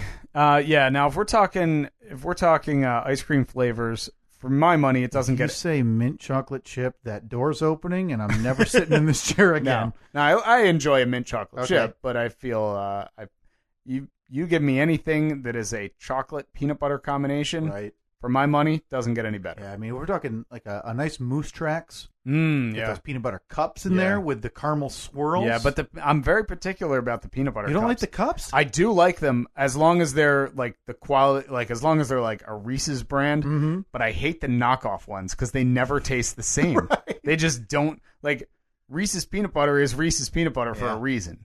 Like it just has that. They know what they're distinct doing. taste. They've done it Has the right for taste. however long. Yeah. Now I'd throw my full weight, and this is obviously much lesser. Cake batter. I don't know if you ever had cake batter ice cream. Yeah, the cake batter and the cookie dough, they're fine. Yeah. But I always they usually come with a vanilla base. Right, you like a chocolate base. I like a chocolate base. Okay, I'm a vanilla base guy myself. Okay. I do, now that you frame it that way, that does make sense. I don't mind a vanilla base, but it just has to be, like, for me, if it's a vanilla base, there has to be lots of toppings. Yeah, there has to that's be what I was gonna There has say. to be some hot sauce. Yep. There has to be, like, the peanut butter drizzle. Okay. There has to be some nuts. What's your maybe a thoughts cherry. on the hardening shell? Oh. You ever had that? You know, where you shake the bottle, pour it over, and it hardens? Oh, yeah, okay. Yeah, I can do that. I'm pro that. Yeah, I'm very I could pro definitely that. do that. Man, we're getting close to it. What do we, that was number 3. Yep. That doesn't, No, that's is that just grape?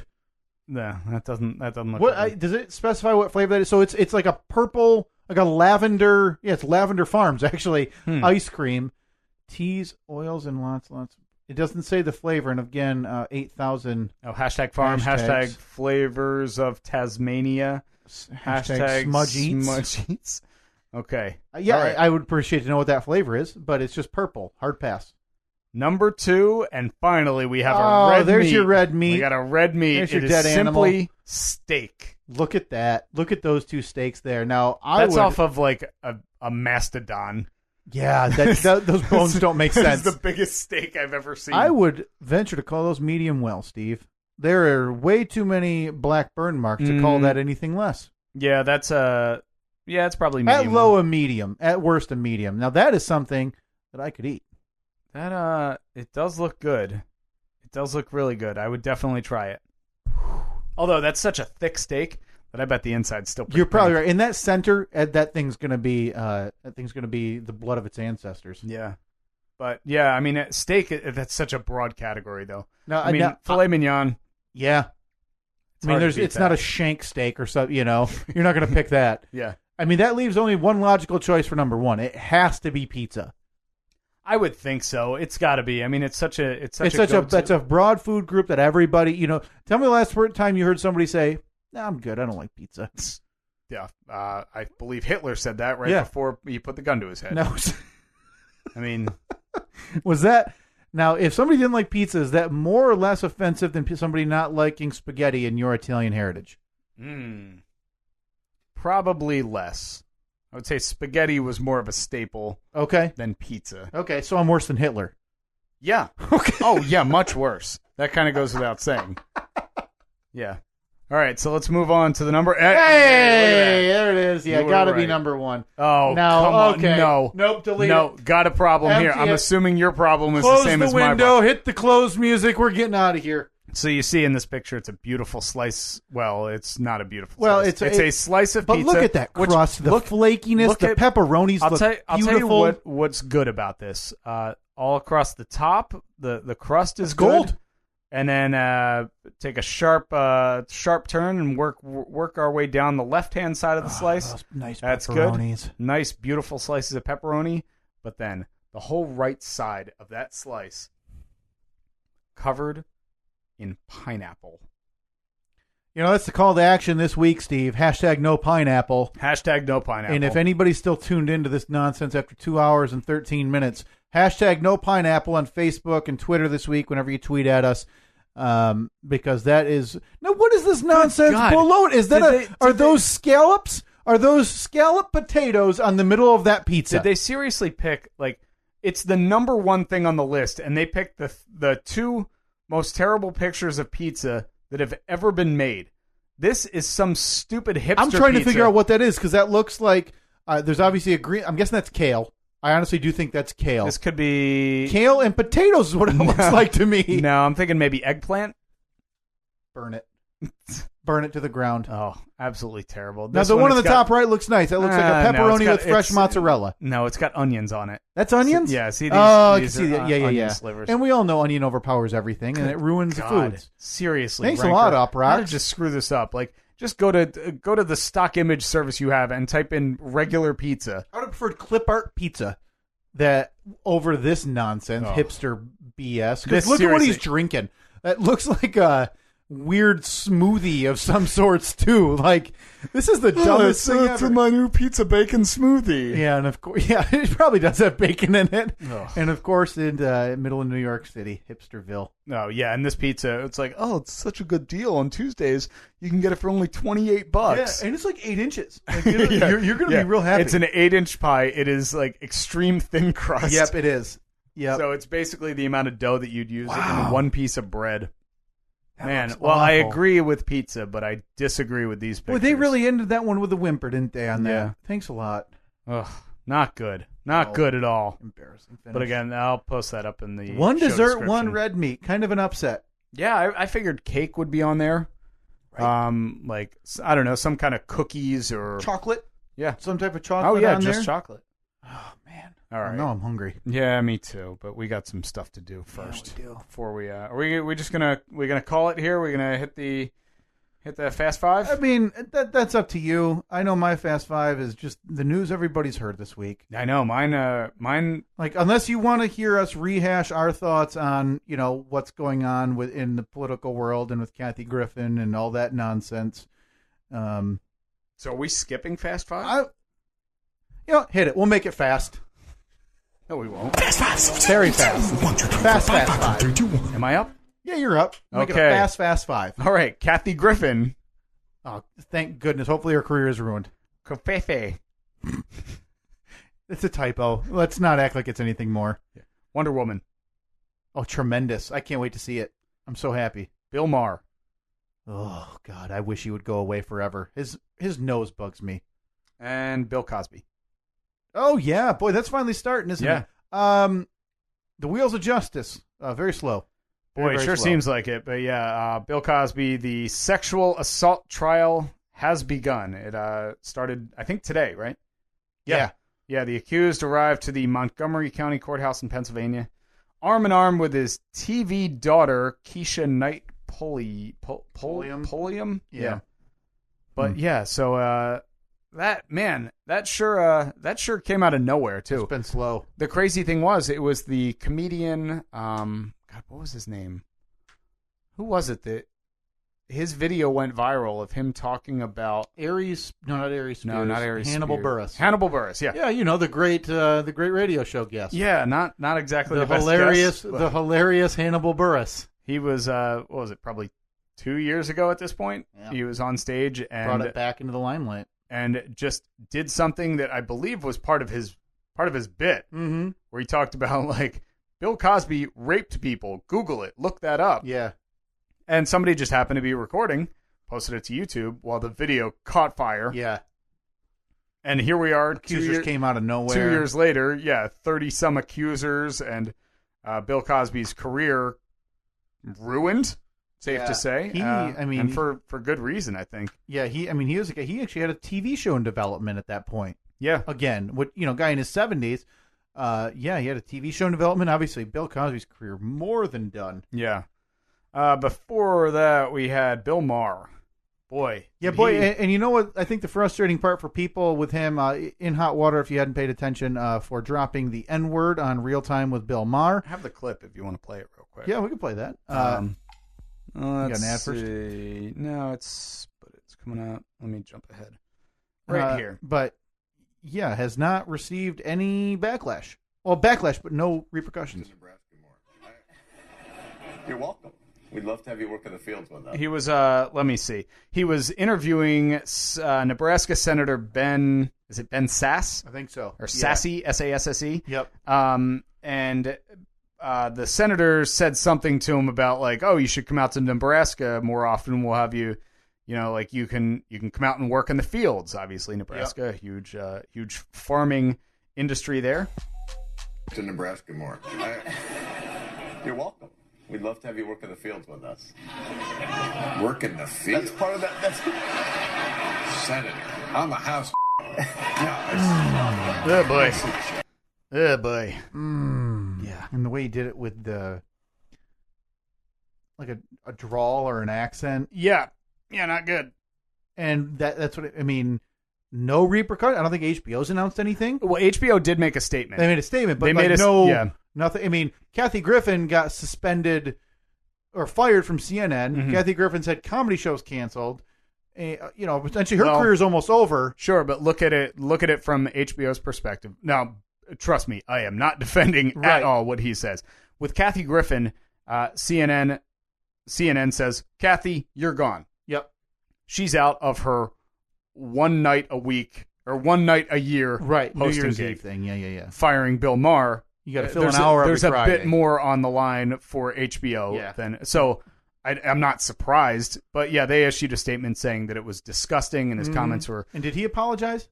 He did. Okay. Yeah, he apologized. But CNN's official stance was, we're going to edit that out so it won't be played again in the future. Wow. Boy, aggressive action. Boy, that'll fix it. That'll make for a weird jump cut. Yeah, that's not going to make a lot of sense.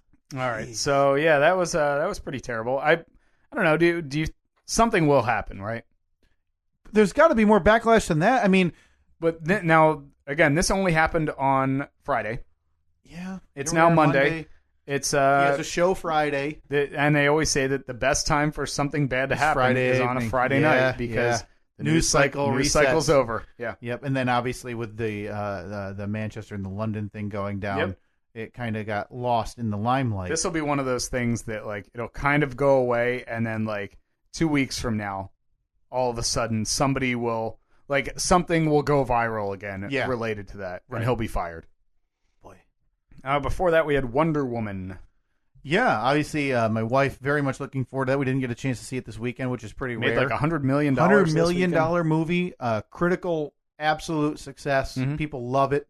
So what is the woman who plays Wonder Woman? Gal Gadot. I think it's pronounced Gadot. Mm-hmm. Israeli woman. Initially received a lot of grief because Wonder Woman is an Amazonian woman. Yeah. Tall, bigger, built, and Gal Gadot is a former supermodel. Mm-hmm.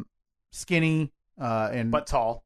Right? Taller, yeah. But Wonder Woman always been portrayed, voluptuous with, and she's the opposite. But this woman is the definition of an ass kicker. Mm-hmm. She trained with the Israeli army before she even began acting. Like she's going to be just fine doing this stuff. And sure enough, absolute financial and critical success. Yeah. Which is good. Before that, Covfefe. Yeah, boy. To not own up to a simple, stupid typo is comical. Isn't that remarkable? But it's the least surprising thing I've seen this administration and trying do. to spin it. Yeah, like, only a few people know what it means. Oh, good luck trying to figure that one out. Yeah. Like, no, you're an idiot. That's all there is to it. Stupid jerk. Oh, so dumb. Why make that your hill? Yeah. Seriously. Like, you don't have to... Everything doesn't have to be an argument. Right. Even George Bush comes out today and says it was a mistake to go, to have the mission accomplished on the aircraft carrier. And that was a massive thing. Yeah. This is a typo. Say it, laugh about it, move on. It would help goodwill even an iota. He already has typos once a day. Oh, it's stupid. So, it's like, ridiculous. why is this a big deal? Man. And the first one I mentioned was Kathy Griffin. Yeah, in hot water, and rightfully so. And then the non-apology apology, that made it worse in my mind. Oh, it definitely The made it press worse. conference was a disaster where she Absolutely. started crying and said, my career's over. The Trump family's trying to ruin me. Now, I think if she had gone and done that press conference and simply reiterated her apology and said, my career is probably over, followed up with, and, I'm willing to accept that because it was a big mistake. Right. Then No issues. my opinion of Kathy Griffin changes. Yep.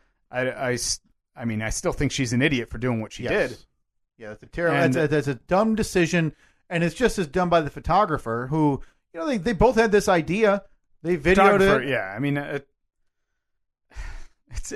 there's so much stupid involved in that. It's so dumb. There's a lot of levels of idiocy, and then to actually go through and release that and say, nope, no problems here. Yeah, it's at one point, no one said like, Maybe not. this is a bad idea. Right. Maybe we should shelve this one for let's sleep on this for a couple nights. Uh-huh. Fast 5, 1, 2, 3, 4, 5, 4, 3, 2, 1. Number 1, Steve, Game of Thrones. I never watched an episode. Oh, good man. Very proud. Kathy Griffin. Got what she deserved.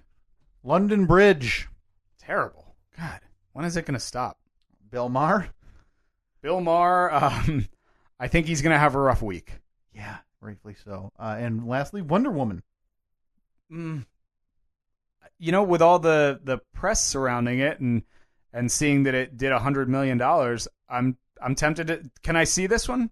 Can I go and see it without knowing? Yeah, I think so, because it's an origin story for her. So it's not like you're jumping into the middle of the Avengers, or in this case, the Justice League, where it's going to be her and 6 other superheroes. It's just her movie. Who else is in the Justice League? That's Batman, Superman. This incarnation of the Justice League that they're doing, the movie comes out this year, is Batman, Wonder Woman, Flash, Cyborg, and why can't I pick the Aquaman? last one? Aquaman. You're right. And that, that's right. Because Superman's dead. Superman's. Oh, Jesus. Spoiler alert. my God. Well, the one movie that I did see, Batman versus Superman, or Yeah. Superman versus Batman, whatever it was called, he died in that, right? Superman's. Spoiler alert. Sorry, in case you didn't see the 2015 2.5-year-old movie or biggest whatever. flop, right?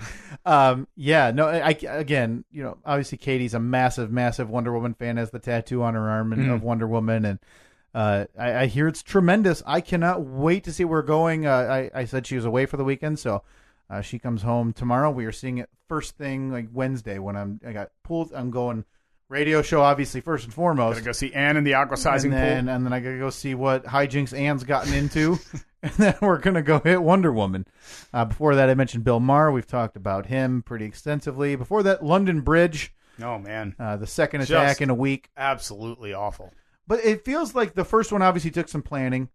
Bombs in a This one concert. seems a little This more one was hasty. like, hit it again, and it was just somebody driving a truck Now, how many into people an area. were killed? I think 7 killed in this Okay. one, 22 injured. So basically, they just barreled people down. Yep. Driving across London Bridge. Then Yep. they got out of the vehicle. They had stuff strapped to them, which ended up being fake, Yep. like explosives and everything.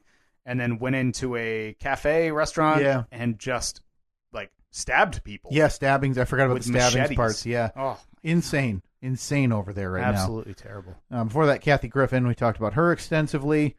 And first, I mentioned Game of Thrones. is there a new new- trailer is there a came new out for season? that, and of course, sets the internet ablaze whenever there's something about Yeah. Game of Thrones. He said he'd never seen an episode. I'm happy with that. Well, I lied. I think I watched one episode. Okay. When Annette and I first met, she was really into Game of Thrones. Oh, okay. Or she was. I don't know if she was super into it, but she was watching it because, Enough. like a friend of hers had gotten her into it. So she was like, "Oh, you got to watch it with me." But I tried to jump in like Too late. middle of a Can't season do or it, man. something, and Yeah, I mean, yeah. it's just that is. I'm sure if I had started it from the beginning, maybe I'd be into it. But Maybe. like It's that is hard- it's that hard, is too. not. It's not something. It's not Seinfeld where you can just. Oh, let me watch an episode Yep. now and see how it goes. We've talked about the walk by television that I'm becoming more accustomed to, where I can do laundry, I can do whatever during it. That is not part of that. That is, you have to sit down, you have to focus, you have to listen. You gotta take notes. You have to rewind, and then they take a year and a half off between seasons, so you don't remember anybody who's anybody. I am lucky enough, Steve. I got out of the Game of Thrones loop after season 3 when I realized that show was causing more depression and sadness than there was no joy. There was no joy ever in that show. Anybody you enjoyed, plan on them either dying or raped than dying. Oh. It was awful. Sounds lovely. I finished season 3 where they killed off, more main characters, and I said, what am I doing here? Why? Yeah. It's fine television, but I can get fine television anywhere. Yeah, I like being emotionally invested in something, but only when it's like good emotions. Right. And I don't mind, at least have these downs to build to an up, where you're going to be like, the good guys got them back. And I'm not saying I need a Disney ending on everything. Yeah. But boy, an uplifter here and there, the good guys get one over occasionally. Not a bad thing. Yeah, sprinkle it in from time to time. It's okay. Glad I got out. But yeah, they, I watch a lot of HBO now that I resubscribed, and they show that trailer before and after like every show. So I watch Silicon Valley, Game of Thrones trailer. I watch these documentaries beforehand. Game of Thrones season coming July.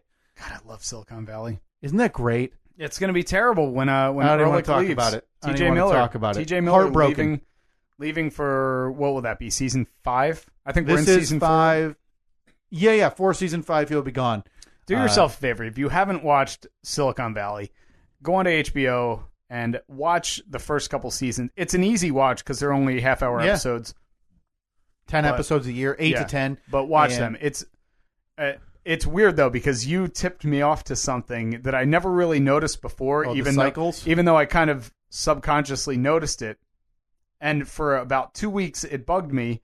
And then I realized that I don't care because I still like entertaining. It. Absolutely. Yeah, the cycle of, we got the money, now we don't got the money. Yeah. We got the money, now we don't. It's always like start of the episode, it's good. Middle of the episode, disaster, they're going to be bankrupt. Yeah. End of the episode, huge bright spot, and things they're going to take over the world again. It could happen. Yeah. It could happen. Silicon Valley is well worth your time, but boy, that is going to, I don't know. Something must have happened for him to want to leave. I read an interview with him, and it seems, from his description, if something did happen, he's being very, very political about it. But he basically said, he's like, look, I love doing the show, but I didn't get into comedy to be on a TV show. And he said, as soon as I felt like I was like putting it in cruise control, I knew that I had to leave because So is he going back on the road? Well, I think he just has other projects that he's working on. Huh. So good for him. TJ Miller. I actually looked up. I was like, man, I really want to see his stand up because I bet July, it's really funny. Or June or July on HBO. I want to. Oh, you want to see him live? I would love to see him live, but he only had like 2 concerts or 2 tour dates. Man, yeah, because TJ Miller's not the kind of guy who would keep it political. He's the guy who, he got arrested for punching an Uber driver because he liked Trump.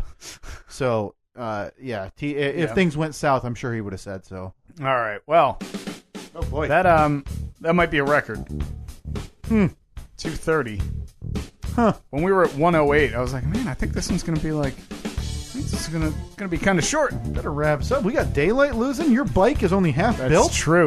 That's true. Now remember, if you're listening to this before Sunday, June 11th at noon Eastern time, follow us on social media. It's facebook.com/Steve and Kyle.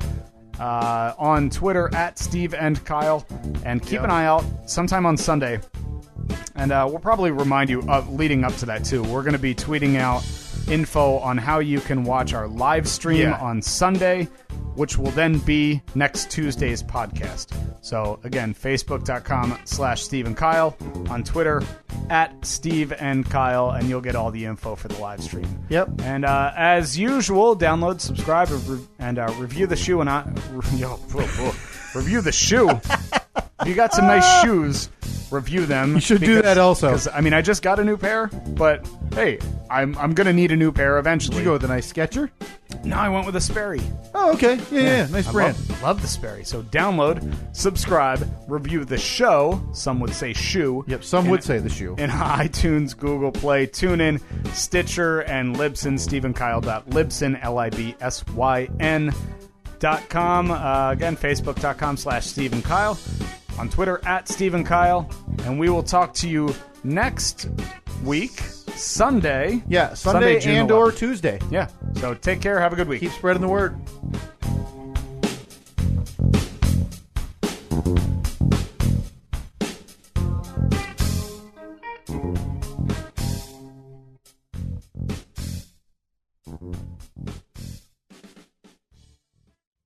Let's be honest. Buying cannabis shouldn't be complicated, sketchy, or low quality. That's why I want to tell you about Mood.com. That's MOOD.com. Mood ships federally legal cannabis straight to your door. No medical card, no hassle. And here's the kicker. The quality is better than anything you'll find at your local dispensary. Yeah, I said it. Whether you're into edibles, concentrates, flower, or just looking to explore, you'll find it all at Mood. And it's not just the variety that makes them stand out. Every product is sourced from small, American-owned family farms that care deeply about what they grow. It's cannabis you can trust, delivered discreetly, and ready to elevate your mood.